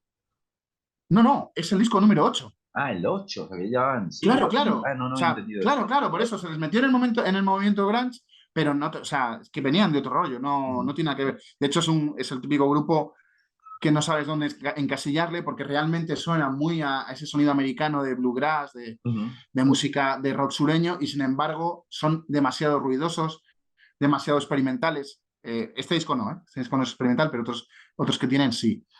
Entonces dices, son un perro verde que no sabes realmente dónde colocar. Y precisamente esa es el, la maravilla que son. O sea, es la gracia que tienen. No, a mí el grunge me pasó por arriba totalmente. Digo, había canciones que me gustaban y todo, pero yo he empezado a escuchar algunas cosas después porque yo en esa época eh, no compraba tanta música, pero sobre todo lo que me estaba orientando más era hacia el rap y también un poco hacia el rap metal, el primer rap metal que salía, ¿no? O sea, recuerdo que de Ujú. los discos emblemáticos de aquella época, a mí el que me pegó mucho, que también me lo pasaste tú, es el primero de Rage Against the Machine, pero, o sea, no estaba en la onda esta más eso, más americana, más heredera eso de Neil Young y todo esto de cierto grunge, o, ¿no? De los Stooges o de lo que fuera, pero bueno, poco a poco voy descubriendo, ¿no? Rebuceando, revisitando los 90. Así que mis Eso, papás había, eso, había leído sobre ellos, pero no les he eso es prestado algo muy atención, así que divertido. tengo que escuchar ese disco. Ah, sí, se me olvidó decir que es uno de esos discos que solo había escuchado, no sé si siquiera lo había escuchado, todavía no había escuchado el Anti-Bian Platz, pero sí que había escuchado en la radio el Backwater. Y llegué a una tienda de discos que había aquí por el barrio, en Campamento, no sé si te acuerdas, una que estaba así como muy metida, no En era la típica que... Campamento. Una que era. Sí, Oh, en Campamento. No me acuerdo, ¿eh? duró poco, duró poco. El caso es que yo fui a comprar otro disco, Ujú, no iba a comprar mis Puppets. Y no estaba el disco que iba a comprar, creo que ujú. era un disco de Morphine. Y me dijo el hombre de la tienda, llévate este. Luego pregunté por el otro y dice, ¿los conoces? Digo, sí, sí he oído un tema. Y lo pillé completamente a ciegas. Eso es O sea, a hermoso. ciegas, había escuchado un tema. Ujú, Y gratísima sorpresa. Esas cosas que te sorprendían de vez en cuando. ujú. Eso quería Genial. aportar. Bueno, ahora voy con uno que vas a conocer al grupo, pero creo que pienso que no estás tan familiarizado, y es un disco español, digamos, totalmente, no diría ya ni siquiera de que no aparezca en ninguna lista, es que fue totalmente ignorado, y de una banda que cuando arrancó sonó, digamos, como que hizo una especie de pseudo saltito que no llegó a ser un salto, pero digamos una pequeña traslación del under, ¿no? de la independencia a un poco al mainstream, pero no fue lo suficiente y nunca se consolidó. Yo tampoco les presté mucha atención cuando salieron y les presté atención en esta época que ya les quedaban pocos años de vida. Y estoy hablando de este disco de 2002, Sin Is In, de Killer Barbie. O sea, retroactivamente yo me he vuelto absolutamente fanático de Killer Barbie. No tengo el último, porque no, esa es una cosa que te tengo que encargar. El que sacaron de regreso ahora hace como 4 años, digamos, hicieron un breve regreso. Pero este, digamos, es su último LP, digamos, de su época realmente inicial. No creo que vayan a hacer más. Año 2003. Killer Barbie. Killer Barbie arrancan, digamos, él era del baterista, el batería era miembro de alguna mítica banda gallega de los 80, del band de los 80, que ahora no me acuerdo el nombre, Los Salvajes, no eran Los Salvajes, eran otros, y ella venía de Aerolíneas Federales, ¿no? Aerolíneas Federales. Ujú. El vehículo de Miguel Costas de Siniestro Total para hacer música más poppy, digamos, en pop absurdo, pero arrancan, digamos, a inicios de los 90 con este proyecto Killer Barbies, que visto a la distancia uno se da cuenta que era una propuesta demasiado adelantada para lo que era lo que se llevaba en ese momento, digamos. Todo lo que fue la escena, eh, que había cosas interesantes, y tú estás mucho más puesto en eso, ¿no? De lo que es la escena independiente de mediados de los 90, era otro sonido, era otra estética, y era, digamos,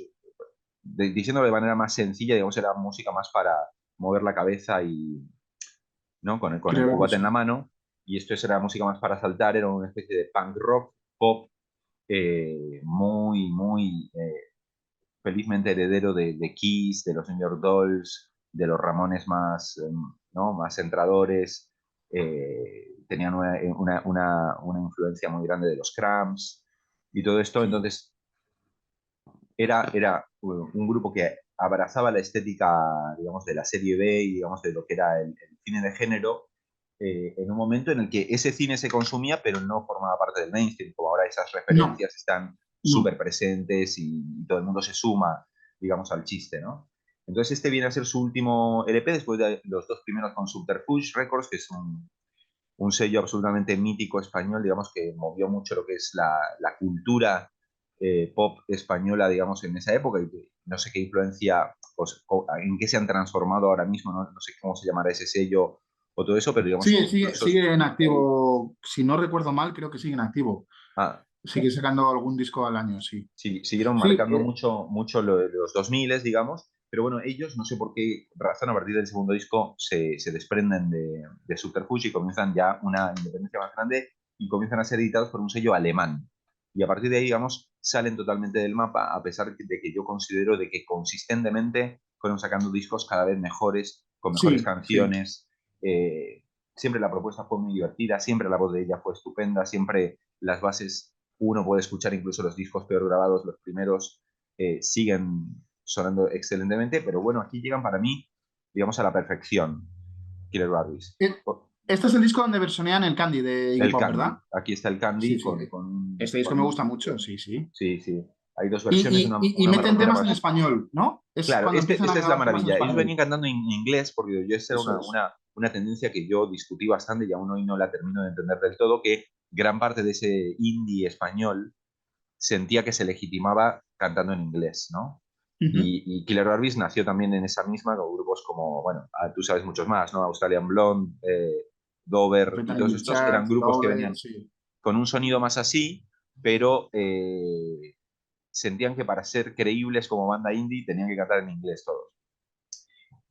A Killer Barbies, como decía nuestro amigo César Martín de Popular Uno, le sentaba especialmente bien porque ella cantaba bien en inglés, digamos. No era como otros grupillos, ¿no? Sí, era Que de las hacían un pocas que inglés cantaba ahí bien en inglés. macarrónico que no se entendía. Ella cantaba muy bien en inglés, aparte que tiene una gran voz. Pero bueno, después de varios discos y que metieron, digamos, un tema que fue incluido en una campaña de bebida refrescante, digamos, y que eso hizo que alcanzaran cierta masividad en la segunda mitad de los 90, de repente cada disco que sacan tiene un poco menos de repercusión que el anterior, hasta que yo encontré esto en Madrid Rock, precisamente en penúltimo año de Madrid Rock o último año de Ujú. Madrid Rock, dije, este disco digo, que ni me había enterado que había salido, me lo habré comprado casi un año más tarde, y me parece la perfección. Es un disco, digamos, que combina a estos Killer Barbies, que son unos músicos excelentes, que saben muy bien componer estos caramelitos musicales de punk rock muy pop, digamos, que curiosamente la que compone la música es Silvia y el que compone Ujú. las letras es Billy, el baterista. O sea, siempre pensé que era al revés, Tú pero no, podrías pensar que es la al revés, responsable sí. de las melodías es ella y ella es, me parece una maestra totalmente en eso. Y sí, aquí ya es el único disco, digamos, hasta el último, ¿no? El de regreso, en el que se atreven a cantar, a intercalar canciones en inglés y en español, ¿no? Y tiene absolutamente unas maravillas, no solamente la versión de Easy Pop de Candy, que yo te diría que hay partes en las que ella incluso mejora algunas de las cosas de Candy Dulfer, y eso, de Candy Dulfer, ¿cómo se llama nuestra amiga? La de B-52s. Peterson, Ah, Melinda Peterson, no, la he borrado. No, no. Candy, Sí, digo Candy bueno, la Dulfer, pero cantante Candy, bueno, de B52, de sí, B52. la cantante de Sí. B-52, pero bueno, también tiene temas como Todo irá bien, eh, ¿cómo se llama? 1000 disparos, Mil Tú y yo, disparos, qué sí, temazo. Hudson Fan, la Tú canción que y le dedican yo. a Joey de tal, pero a mí hay un tema que me vuelve absolutamente loco. Cindy Wilson es la otra. Gracias, Catalina me está ayudando. Cindy Wilson es la otra cantante. Eh, Vamos a ver. Nos No hemos vamos quedado a con quedarnos con la B-52s, duda. sí. Entonces, a mí el tema que me vuelve absolutamente loco aquí es el aprender a volar. Es decir, yo diría que es un caramelazo de punk, punk pop rock en español, pero que uno habla, digamos, de la calidad en Kate sí del disco. Pearson. Kate Kate Pearson, Pierce. claro, Kate Pearson. ¿Cómo nos vamos a olvidar de Kate Pearson? Gracias, Lina, igual, ¿eh? Eh, es porque este grupo no tenía ninguna difusión, porque este disco es para haber sido un puto éxito de aquella época. Este era un Sí, disco sí. totalmente radiable, para mí es mucho mejor de lo que ya estaba haciendo Dover en esta época, digamos, pero por algún tipo de mala decisión o decisión que no les favoreció mucho, nada, yo los vi un año y medio después en las fiestas de no sé dónde, y no eran la banda que cerraba, digamos. La banda que cerraba era una banda ahí que está totalmente olvidada, que No, no nunca fueron primera línea. O primera línea, sea, pero y en el tenían un momento de show, más éxito. claro, tenían un show de primera, o sea, ya lanzando el fuego Mm. como Gene Simmons y todas ese tipo de cosas, pero nunca alcanzaron realmente, ¿no? Nunca se pudieron asentar del todo. Y me Sí. parece eso, un disco que no vas a encontrar en absolutamente ninguna lista, pero Sin Is In, digamos, creo que es el quinto disco de Killer Elvis, es una maravilla. Es, nada, los adoro y ahora soy coleccionista, digamos. Ahora todo lo que encuentro de Killer Elvis es mío. Esto, ahora hemos empezado la minisección dentro de este programa que es discos que nos gustan mucho y que creemos que merecían tener mucho más éxito del que Eso tienen. es, eso es, eso es. Digo, el de Meat Puppets que he hablado yo era Exacto. así. Este de Killer Barbies, evidentemente, es lo mismo. Ujú. Y creo que los que van a continuar, bueno, menos de los míos, menos uno, los demás creo que sí. Bueno, Los otros dos, estoy seguro. Pues ahora yo también me vengo al siglo XXI, para variar. Y voy a recomendar muy mucho, muy mucho, muy mm, mucho este mm, disco que además, si no les conoces, creo que mm. te van a encantar. Los he escuchado. Transplants. Ok. Este es el supergrupo de Tim Armstrong, que es Ujú, uno de los miembros de una de las cabezas visibles de Rancid, ujú, el grupo de punk rock. ujú, Y además en el disco colaboran todos los miembros de Rancid. Y además a las voces también está Rob Aston, que es un rapero, y ujú. Travis Baker a la batería, que es el batería a la batería de los Loops, que es el batería de Blink 182. No lo voy a decir en inglés. Ujú.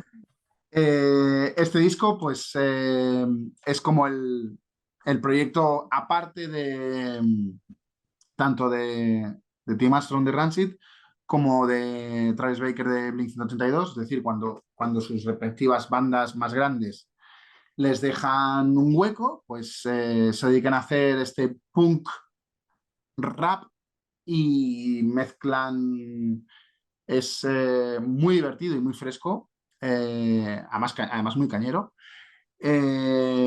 Mezclan electrónica, mezclan el ska también que a veces está presente con Rancid, rock duro y punk. No voy a decir industrial, pero sí que a veces suena un poquito así el sonido, un poquito así más duro, más industrial, pero o sea, ese rock electrónico, vaya. Y mucho rap y mucho hip hop. Hip hop. Por ejemplo, aquí tiene una colaboración con Buju Tribe. Buju Tribe, Voy a traer, no sé, maravilloso. no sé muy bien cómo se dice, que es el Why I Can't Describe, que para mí es otro de esos temas que dices, ¿por qué esto no ha sonado en todas las radios? Porque además es un tema muy funk, muy funky, o sea, justo en este tema y en otros también se alejan de ese sonido más duro, más áspero de punk o de rap, punk, hip hop, metal. Este es mucho más funky, mucho más, sí, un sonido más, muy groove y que me parece un pedazo de disco. Los demás discos de Transplants también son bastante recomendables o muy recomendables, pero para mí este es el mejor que tienen. Eh, Creo que poco más Sí, por mi es del parte. año 2003, me dijiste. 2005. 2005. 2005. El Sí. primer disco de Transplants es de 2002 y este es el segundo disco. Y luego Yo- tienen otro más en 2010, 2011, que es el último que han sacado. mm. Y ojalá vuelvan a sacar alguno y ojalá vengan de gira y vayan de gira y pueda verlos. Que eso está muy, muy complicado. A mí un chico que conocía ahí tipo 2005 me hizo escuchar Transplants, me llamó mucho la atención, me había contado un poco que era una especie de supergrupo, pero ya sabes, era un disco quemado y luego yo nunca me crucé con un disco de Transplants. O sea, como que me llamó la atención lo que Ah, escuché, ¿no? Ese bootleg que escuché, pero nunca llegué a cruzarme. Entonces ahora voy a tomar nota. Seguramente el disco que escuché fue ese y curiosamente yo es es de muy la época, probable. es la época en la que comencé a escuchar, por otro lado, mucho a Bulla Tribe, ¿no? O sea, a descubrir y también es un disco, perdón, un grupo muy difícil de conseguir los discos, no los vas a encontrar muy fácilmente, pero bueno, poquito a poco me voy haciendo mi colección de Bulla Tribe, así que el Transplants tomado nota Sí, este totalmente. disco, por desgracia, lo he tenido que comprar en Amazon, Claro. porque ya no, encima un disco del 2005 con un... Era de Epitaph, que es el sello punk rock, de Rancid y Offspring, por ejemplo, Ujú. pero es un disco complicado de encontrar. Si es nuevo lanzamiento, pues todavía, pero en el momento en que pasan unos años de un disco así, ya tienes que Bueno, tirar de o de discográfica o de distribuidora discográfica independiente, por ahí que allá, que distribuya en internet o Amazon, porque no hay más. precisamente entonces tiene todo el sentido en esta lista, ¿no? Es decir, un Sí, disco que no, tampoco ha sido como revalorizado especialmente. no, no, Yo, no, no, en absoluto. hay más probabilidades de que haya una revalorización del disco de Transplants que de este disco que voy a mostrar, que es 2005, creo que también. 2005. Mira, Amo este pues, disco y no entiendo cómo no pasaron más cosas después de este disco.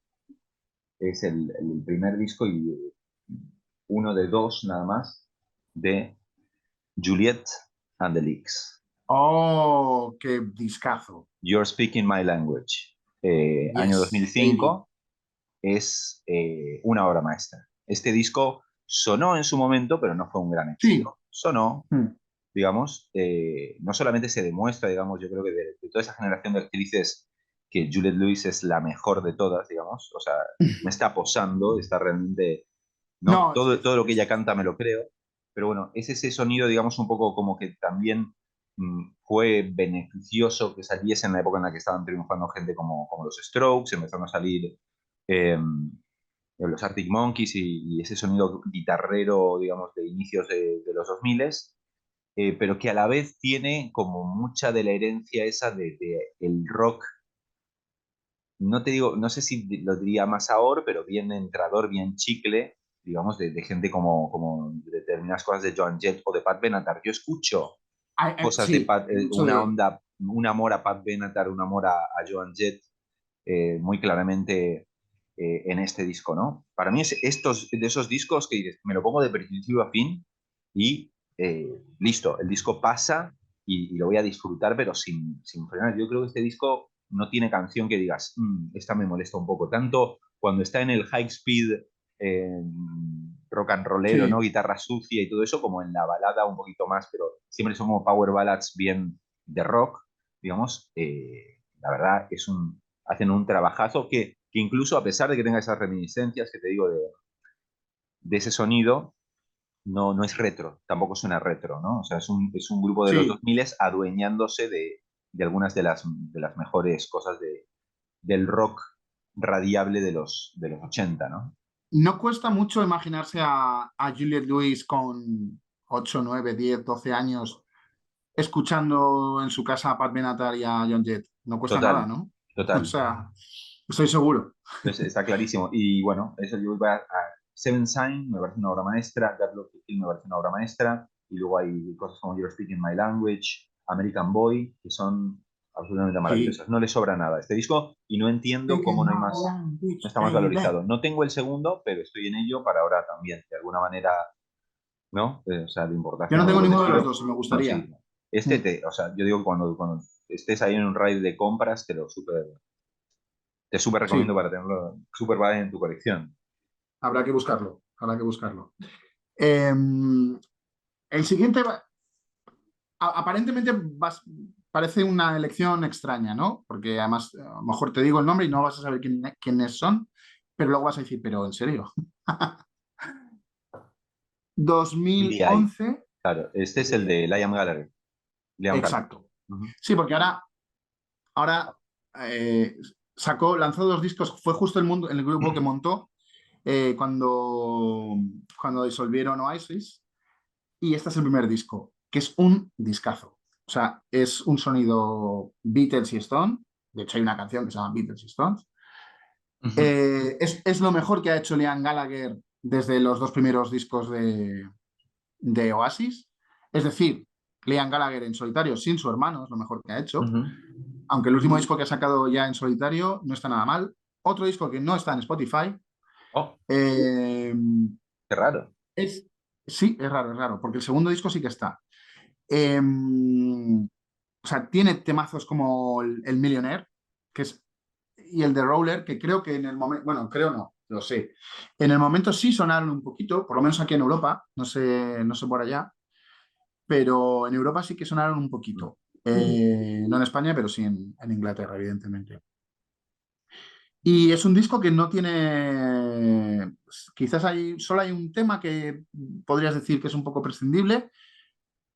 Bueno, el que he hablado antes de Transplants se escucha de un tiro, o sea, es como, no le sobra ni un tema, son 37 minutos ajustadísimos. Este es un poquito más largo y podrías a lo mejor quitarle una canción, pero me gusta mucho, me gusta mucho. Y creo que BDI deberían de haber tenido un poquito más de vida más larga. No sé si tener el éxito que Oasis, pero desde luego este disco sí que tenía temas muy memorables. Ya te digo, Millionaire, The Roller, me encanta mucho el de Beat Goes On y el de Morning Sun. Bueno, pues un disco muy recomendado. Ujú. Yo la verdad, Y de esta de esta o sea, de estos últimos, de la anterior década, joder, ni siquiera es de la última década. no, es que yo creo que no llego en mi corte ahora de la última década, ¿eh? Así que tiene que haber una No, parte yo 2. tampoco. Tampoco, Entonces, tampoco. entonces no, a mí lo que pasa es que, nada, yo les tenía mucha antipatía a Oasis en los 90, o sea, caí un poco en el juego de ellos, ¿no? Que era Sí, sí, sí. intencional, Es digamos, normal porque el tipo el tipo es bastante cretino. O es un sea, cretino, es sí, así. pero y aparte ya como ya está regodeado en ese personaje, ya sabe qué es lo que la gente espera de él. Mm, Pero ahora con el tiempo, digamos, no creo que nunca me vuelva un fan de Oasis, pero les tengo mucho más cariño. Me interesa mucho todo lo que es la historia y un poco el trabajo que hicieron para construir esa mística y esa imagen, digamos. En parte también hubo una especie de cálculo por parte de ellos, digamos, como para conseguir ser icónicamente, ¿no? Estar en el lugar en el que están. Pero bueno, ahora les tengo mucha más simpatía pero es curioso porque entre los círculos de los fans de Oasis, BDI es el demonio. Entonces, esta correcto, selección correcto. viene a Eso ser es. Sí, como sí, sí, súper por eso lo impopular. escogí, porque precisamente los discos de Noel Gallagher, los High Flight Birds, que son muy buenos, pero, pero este es el odiado. Entonces, estos son los odiados. Entonces, por eso precisamente he escogido este disco. Yo escuché un par de temas del último de Gallagher y que me gustaron mucho, pero Sí, el último es bastante bueno, ¿eh? me pasa una cosa que aquí no se consigue, entonces me lo tengo que pedir. Pero bueno, yo no sé Mm. si allá se siguen distribuyendo discos como no el Gallagher, o sea, Lo vi cuando salió. Ahora no lo sé si está accesible. mm. Sabes que Pero llegan a traen las unas tiendas, pocas. llega a las tiendas Sí, por lo menos en un momento. sí, llegó, Mm. pero traen unas cuantas Tranquilo. unidades y en el momento en que se Ah, acaba, bueno, se parecido acabó. aquí entonces, deben venir cierta cantidad de Sí. import. Incluso aunque estemos hablando de la FNAC, porque hablo de la FNAC, ¿eh? Sí, sí, sí. Ya. Pero Ok. bueno. Bueno, vamos a por el penúltimo, y el penúltimo lo estoy haciendo como dudé si incluirlo o no, pero lo voy a meter como una concesión a Julio, precisamente porque ya más o menos en el backstage ya hemos comentado este disco, porque tú te acordabas de este disco, de este disco me gustaba mucho, y sí, volvemos a una banda súper, súper, súper popular, súper mainstream, súper masiva, la conoce todo Dios, incluso a quien no le guste este tipo de música, les puede gustar algo y los tienen ubicados. Voy a hablar del 2005 también. Para mí, sin lugar a dudas, el mejor disco de este dúo. Estamos hablando de Human After All. El tercer disco de Realmente Daft es el Punk. disco odiado, ¿eh? Es un disco que a día de hoy E sigo incomprendido. revisando revaluaciones, digamos, de Daft Punk. Hay un crítico ahí de estos online que yo veo de vez en cuando, que es el Fantano, que es muy divertido. Eh, y más o menos le perdonó un poquito más la vida en su revisión de la discografía, pero tampoco nunca llega a estar en el top. Para mí, este es el disco de Daft Punk. Yo ya en esta época tenía referencia, por supuesto, había estado escuchando Around the World, ¿no? Del primer disco, también Around the World, One More Time, todos los hits, el todas One esas More cosas, Time. yo las conocía, incluso otras que no tenía ubicadas tal, incluso me gustaba mucho el proyecto paralelo de Van Galter, que era Stardust, pero no tenía muy bien, no los tenía realmente en mi radar. Y cuando escuché este disco, que lo escuché justamente en Radio 3, que empezaron a sacar el primer single y el tema que abre el disco, empezaron a pasarlos ahí en las mañanas de Radio 3, dije, pero ¿qué es este sonido absolutamente maravilloso? Lo primero que empezó a sonar, evidentemente, era Robot Rock y Human After All, ¿no? Los dos temas, el disco es Human After All, 2005, y es como el disco garajero de Daft Punk, es decir, lo contrario de lo que sobre todo profundizaron después, de pasar meses en el estudio, trabajando las mezclas, yendo ahí hasta el fin de los tiempos, 80.000 músicos invitados, aquí básicamente eran Jonem Cristo y Van Galter solos, planteándose, vamos a hacer un disco en un mes o en una semana y vamos a darle caña en el estudio totalmente, ¿no? No vamos a, si somos conocidos por ser un grupo house, esto no va a sonar a house, y si somos conocidos por ser un grupo de tecno melódico, este disco va a ser lo menos melódico posible y lo más Sí. en tu cara que sea posible. Para mí, a partir de aquí, yo ya me metí en el túnel de fanatismo por Daft Punk a través de este disco. Para mí es una maravilla, mejor en cada escucha. Entiendo que hay una cuestión en la propuesta que es muy agresiva, porque digamos, la gran parte de las canciones son como loops que juegan con tu paciencia y con tu resistencia, ¿no? Porque es que te sostienen, te sostienen, te sostienen un loop con muy pocas variaciones, ¿no? Durante tracks más o menos largos, pero la potencia del sonido me parece genial. Y incluso conceptualmente habla, digamos, porque yo creo que todo lo que han hecho, toda la puntada que han hecho, no la han hecho sin una intención. Este es un grupo, un disco que en cierta manera habla de cierta deshumanización de la música, de la industria de la música, y me parece que el sonido acompaña perfectamente a esa idea. Human After All es un gran tema y de hecho cuando giraron en su última gira, ¿no? Digamos que fue para este disco, fue uno de los temas principales. Robot Rock me vuelve absolutamente loco, me parece un puto clásico. Por ahí la aprecié un poco menos cuando entendí que el sample que utilizaban para hacer esto es prácticamente sin variación. O sea, lo que básicamente la canción está construida sobre un sample de un grupo funk que ahora no me acuerdo de los 70 y es construir una canción a partir de un pequeño pasaje de esa canción, ¿no? Robot Rock, hemos hecho Steam Machine, Make Love, Television Rules the Nation, Technologic Emotion, minimalismo y en tu cara, pero para mí es, nada, realmente yo creo que no tenía mucho lugar a donde ir. Hicieron esto y lo hicieron Random Access Memories, que es lo contrario, es un disco conceptual muchísimo más refinado, pero este es un disco que para mí tenían que hacer y es el que Entre medias está Tron, consiguió ¿no? que yo Tron 2. me apasionase con Daft Punk. ¿Perdón? Entre medias está Está Tron 2, Tron, lo que ¿no? pasa es que Tron yo no lo cuento como disco de estudio, o sea, el No, disco de claro, es estudio una son banda cuatro. sonora, sí, evidentemente, sí. Ok. Em, tengo que decirlo porque les vi hace muy poquito, le vi hace muy poquito a Nile Rodgers con Chic, Ah, sí, es ¿vale? cierto, ahí lo vi en tus historias. Y tocó Get Lucky. Get Lucky. Get Lucky Ujú. como, o sea, maravilloso. O sea, claro, es que la guitarra de Get Lucky es suya. Quiero Claro, decir, no, no, sí, no solo está compuesto, no es un sampler, es él tocándola en el es su estudio. riff. De hecho, está doblado. O sea, él grabó dos guitarras, dos riffs, ¿no? Ujú. Y luego están metidos y superpuestos en la canción. Eso nos lo contó ahí en directo. Y sonaba de forma maravillosa. O sea, voy a decir, como no sonarían Daft Punk en directo, porque, Ujú. insisto, sonaban muy, muy bien. Y fue un conciertazo del señor Nile Rodgers, que incluso Igual, tocó, ¿qué? sí, No, termina. incluso, sí, incluso tocó el Let's Dance, Ah, ¿ok? De claro. Bowie, Ujú. la cantó el batería y fue tremenda versión pero potentísima de Let's Dance. Y bueno, Genial. todos los temas de Chic y muy, muy bien, muy bien. 1 hora y media sin grasa, o sea, Los temas de Chic que duran 6 minutos, duraban 3 minutos. Venga, siguiente. Wow, Genial. Conciertazo de Nile excelente. Rodgers. No, igual del Get Lucky, quiero decir, igual como nunca hubo gira de ese disco, es insuperable la actuación que hicieron con Claro, Farrell, con Nile Rodgers y con Stevie Wonder en, no sé si en los MTV Awards o en los Grammy. ¿Lo has visto sonaba la muy actuación? parecido a eso. Sí, sí, Ah, sí, sonaba muy parecido a eso.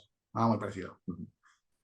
Sin Farrell Williams, pero bueno, tenía ahí un par de vocalistas muy, muy buenas. Bueno, te queda el último y yo tengo mi... Vale, pues este espero que no lo conozcas en absoluto. Y me tengo que leer Creo el que no, título porque no veo nada. Foxygen. Dime, Foxygen. ¿cómo se llama? Se llama Foxygen, se llama el grupo. El disco es We're in the 21st Century, Ambassadors of Peace and Love. Disco de 2013. Solo tiene 10 Ah, bueno, años. pero has entrado en los 2010, aunque sea. Sí, de hecho dudé entre este disco y otro más reciente de Foxygen, que es uno de mis grupos favoritos, digamos, modernos. Que quiere decir que hayan nacido en los últimos 15 años, vaya. Eh, pero el otro, digamos, que tuvo un poquito más de cancha y de, bueno, no es que eso no suena en la radio, pero digamos que fue por a través de los que yo les conocí. Sonaba un poquito más. Y este disco es como muy... O sea, los actuales discos de Foxygen, de hecho, es un dúo y es el cantante Sam Franz, ¿okay? Que tiene unas voces maravillosas y pone muchos tipos de voces, y el multiinstrumentista y productor Jonathan Rado. Ha hecho un montón de colaboraciones de grupos nuevos. Digamos que los últimos discos es lo que se llama ahora Barrock Pop, que es este pop muy, que suena, no synth pop, o sea, no, pero sí suena muy arreglado, con, digamos que suena muy al pop de los años 70 en el que estaba todo muy cuidado, con mucha producción, no necesariamente orquestas, pero a veces sí, pero ellos meten mucha electrónica también, pero electrónica que no suena electrónica, sino que trata de emular aquellos sonidos, ¿no? Pero este no, este disco es mucho más... lo peor que se puede decir de este disco es que cuando lo escuchas, que es una gozada escucharlo, es que te suena a un montón de cosas más. Quiero decir, eso es lo peor que puedes decir y es lo mejor que puedes decir. Porque tú escuchas y de repente estás escuchando a Bob Dylan, la forma que canta Ujú. San Franz. O sea, la forma que tiene ahí como de cuando Bob Dylan hace. De repente a Elvis Presley. De repente tiene una canción que se llama San Francisco, que no es una interpolación del If You Go to San Francisco de Scott McKenzie, pero es un robo de melodías. O sea, es como un sampler, no es un sampler, pero es un robo de melodías, ¿no? Eh, luego también, o sea, o sea, básicamente es un disco de pop, pop psicodélico, ¿vale? También rock, pero de hecho hay sonido garaje de finales de los 60, ¿no? Y un poco de hasta protopunk. Puedes escuchar a los Sonics, a Vanilla Fudge. O sea, quiero decir que hay referencias muy obvias, ¿no? We Caught in a Trap, por ejemplo, de Elvis Presley, o pasajes de Bob Dylan, Ujú. de referencias a pop, a temas de pop muy básicos, pero también cosas más oscuras. Y la mezcla y lo hacen suyo, todo, ¿vale? Es francamente refrescante. A este disco le dieron muchos palos, precisamente. Ninguno de los discos de ellos han vendido, son autoeditados. Y a este le dieron muchos palos precisamente porque, digamos que las referencias eran muy evidentes, ¿no? Cuando hablo de referencias muy evidentes, quiero decir que están ahí al borde del plagio, Mm. ¿no? Si el plagio son los 7 acordes, pues aquí rozan los 6, ¿no? Entonces, esas melodías pop que dices. Pero eso, que es completamente intencionado, les hace muy, muy, muy asequibles y muy digeribles. Es un disco y grupo que recomiendo enormemente, Foxygen. Pero ¿cómo definirías su estilo? Es que este disco, por eso te digo que es un poquito distinto, porque tiene pinceladas de electrónica, pero básicamente es pop psicodélico, Ujú, pop rock psicodélico. ujú, O sea, no es en la psicodelia, digamos que se acerca por un lado, se puede acercar a cuando los Beach Boys se ponían psicodélicos, ujú. ¿vale? Es decir, es una psicodelia muy asequible. No es una psicodelia de 17 minutos, aunque luego en el siguiente disco que sacaron sí que van por ese rollo más experimental y temas mucho más largos y un disco conceptual, y luego han vuelto, digamos, a una cosa más pop asequible. Insisto, no es pop sesentero, no es el pop que estamos acostumbrados, ni el actual, ni desde luego el de los 80 ni el de los 90. Una cosa muy, muy, muy refrescante. O sea, me gustan mucho y suenan muy bien. Y es una cosa de estas son discos que te puedes poner cuando quieres relajar y dejarte llevar. Ujú. Completamente recomendado. Mira, de hecho, es que tengo aquí el otro, porque dudé hasta el último momento, pero ¿Cuál de los dos? este es el Hang y este es el que hablaba. Este es mucho más. Este es el de los plagios. Te ha quedado el ojo Illuminati justo sobre la frente. Ah, En un momento hiciste así, te quedó justo el ahí. ojo de la portada. Justo, la portada. Bueno, La no, portada es muy genial. sosa. A mí La el otra tema me de la gusta mucho interpolación, más. ¿qué? Que la portada es muy sosa, sí, Ujú. pero me gusta más la otra. El Pero el tema de la disco es interpolación tremendo. está súper, súper presente, ¿no? O sea, estaba todo el escándalo de los samples, que si eran legales, que si no eran legales, que si había que pagar en los 90, pero ya el tema de la Ujú. interpolación se ha convertido en algo súper, súper, ¿no? Desde pop stars como Dua Lipa, que interpolan melodías de hits antiguos, como el mismo trabajo que hace todo lo último que he escuchado de Casablancas, no Casablancas, Julien Casablancas, Sí, eh, el de Slopes. todos los últimos de Strokes y todas esas cosas, escuchas, sí, eso, interpolaciones o melodías que se acercan muchísimo a melodías conocidísimas metidas dentro de las canciones, ¿no? En el caso, por ejemplo, no sé si estás hablando de ese tema, pero es el tema de Billy Idol, por eso está acreditado Sí, como tal ese Billy sí es Idol, acreditado, claro. porque es la misma canción con letra diferente. Ujú, ujú, Tiene cierta variación, no es exactamente, no es una versión, vale, ujú. por eso es una interpolación, pero creo, no sé muy bien cómo funciona o cómo ha llegado la industria, pero ahora básicamente se les acredita, forman parte de los royalties, entonces es prácticamente como si fuera una versión retocada, ¿no? Sí, llegan a Antes existir como no se otra podía, canción, pero se asume la autoría. la Hay un autoría. rapero que no me acuerdo ahora de estos que falleció, que había tenido un super éxito con sampleando The Shape of My Heart de Sting. Sí, Y claro, el tema fue un éxito, tenía esa base sí, sí, melódica sí. absolutamente genial y llegó Sting y dijo, "Ah, papito, es como, estás usando toda la base. ¿Y qué sucedió? Todos los royalties van para Sting. Y el chaval tuvo un éxito, pero bueno, hey, para un momentito, ¿no? O sea, es como, Por eso ahora directamente se acredita. claro, claro. Aparte, habían ido de listos de no acreditarlo, imagínate. Claro, claro, claro. Es así. Bueno, yo voy con el último y me voy, digamos, con un disco de rap. Un disco de rap del año 2008. Es lo más reciente que llevo en esta ocasión. Eh, Sin prolegómenos, digamos, ahora explicamos un poco el contexto. Del 2008 está este disco del que no habla absolutamente nadie. Ice Ice Cube, Cube.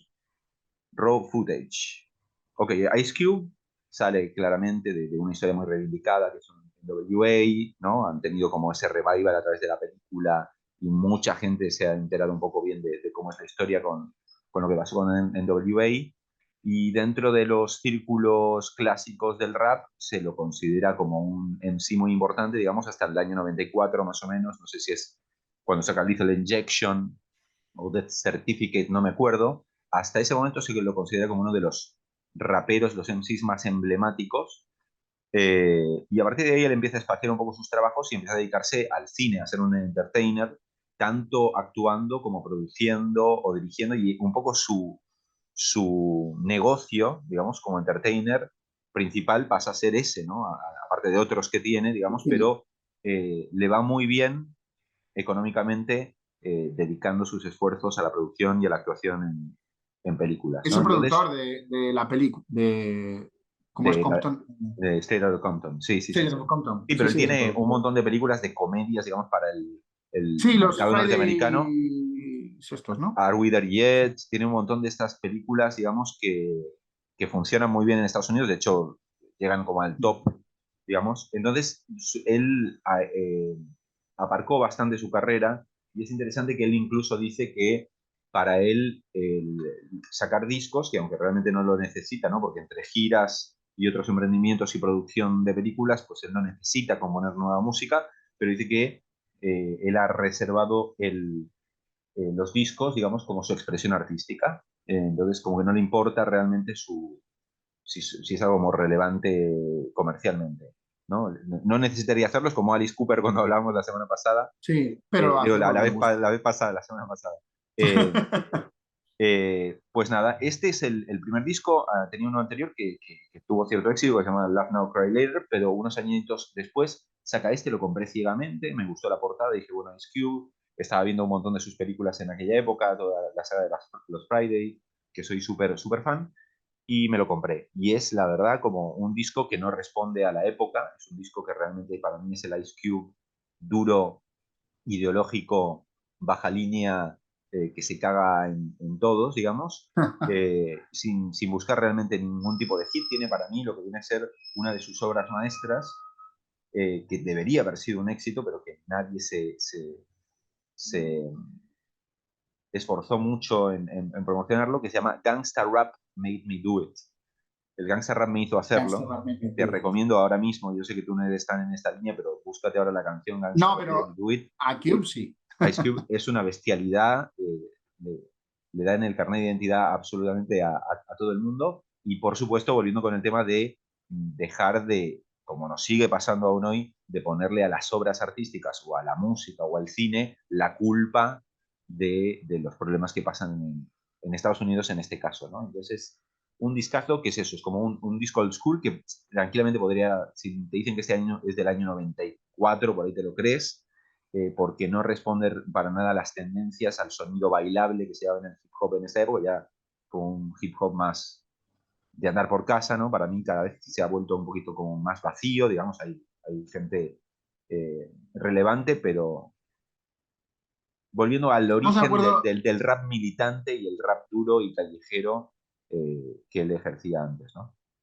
estamos de ¿Perdón? acuerdo, ¿no? Creo, digo, que estamos de acuerdo en que el rap ya le ha pasado también un poquito como al rock, A ver, ¿no? dilo, nos Sí, quedan seis está minutos para completamente hablar. domesticado, está fuera de. Total, O sea, lo que suena como. Y hay muy poco y suena poco, digo, como rap mainstream es completamente algo sin interés, igual que el poco rock mainstream que hay, que queda, uh-huh. ¿no? Entonces tienes que bucear un poquito, ir un poquito más al under, porque si no, no. Pero ya son cosas que tiran de nostalgia. Son cosas que tienen de Ya, nostalgia, el sí, rap se tanto en el lo... rap como en el rock, ahora de repente no hay una nueva oleada de otra, o sea, otra clasificación, ¿no? Ya no hay el nu metal que había, ¿no? A principios de los 2000 ya no hay una nueva oleada ¿de qué? De nada, ni de No, rap ni de rock. esto es un tema muy, muy largo, lo del rock, Sí, evidentemente sí, se ha había un sacado, melón justo al final. lo del rock se ha sacado totalmente como de la palestra, pero no es solamente por el consumo. Yo pienso que hay una decisión muy meditada por parte de las empresas, digámosle, porque ya no se les puede Claro, llamar ni siquiera las se ha decidido no discográficas, de apostar por apartar eso. totalmente Sí, por supuesto. el foco del rock. Y esto lo decía precisamente Chuck D, ¿no? De Public Enemy, que también es otro de mis clásicos favoritos, digamos, que decía que, bueno, que la industria lo que hizo precisamente es fomentar, o sea, desfavorecer el tema de la idea de los grupos y Por los solistas. trabajar con los solistas. Y eso Mm. es gracioso porque mucha gente se lo come como que es algo que fue una tendencia natural. No. ¿Por qué es? Porque esas Es empresas más manejable. pueden manejar mucho más fácil a una sola persona que a un colectivo, que es un poco la idea, Correcto. la idea interesante. Y yo creo que el trap ha evolucionado o ha ido a otro lugar con el trap. Ahora, Sí, es la lo que pasa es que discusión, ya el trap es masivo también, al menos en España. es muy masivo, ¿verdad? Allá.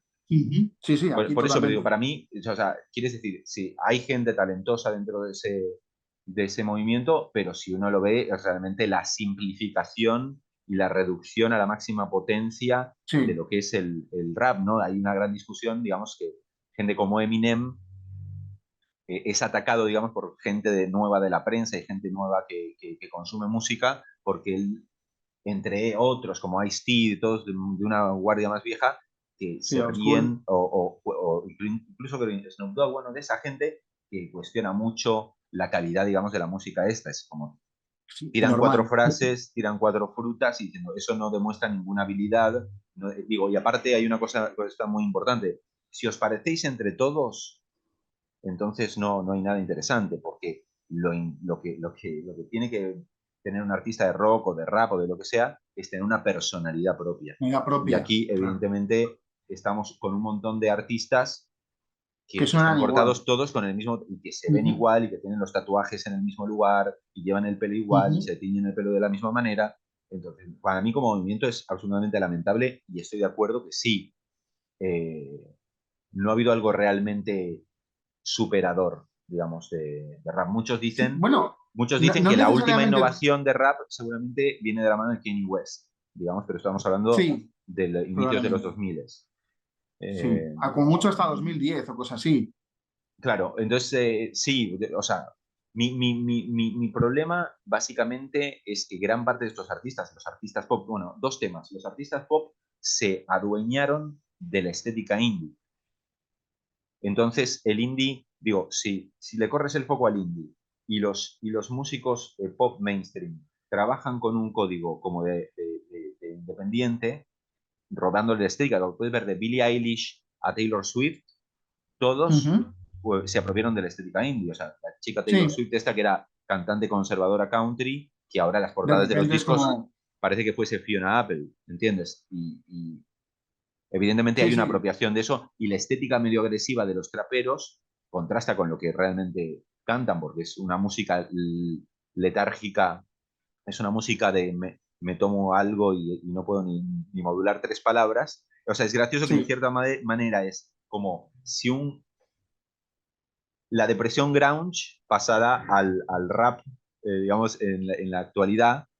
¿Entiendes? Pero Pero aparte, no me quejo de nada. O sea, lo que me quejo es que tengo porque en la sueño y depresión tengo grunge había legañas, una pero no, rabia, no, no, pero no aquí protesto no. contra la sociedad. Es como, Eso es. protesto porque necesito más diamantes y me está sponsoreando no sé quién.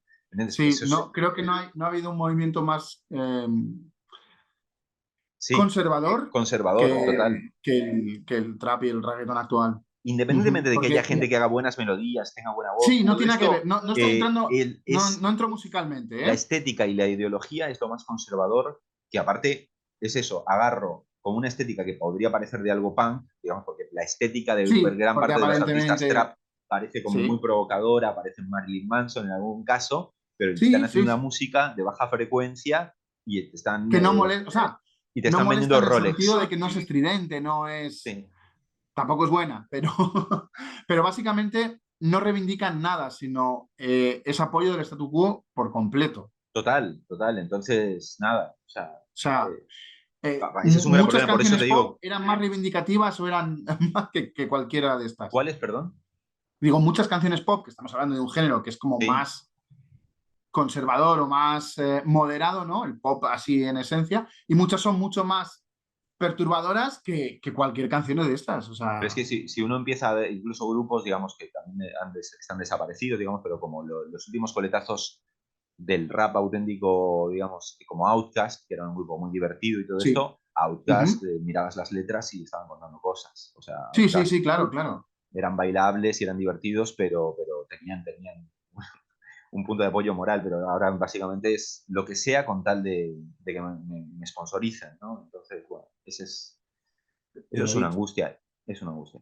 Bueno, se nos está acabando el tiempo y justo hemos terminado con la lista. Para mí ha estado bien, hemos sido bastante concisos para nosotros, ¿no, Sí, Julio? sí, sí. Hemos sido. Entonces, no sé si quieres añadir algo más y ya nos despedimos y esperamos que la próxima sea dentro de no tanto tiempo.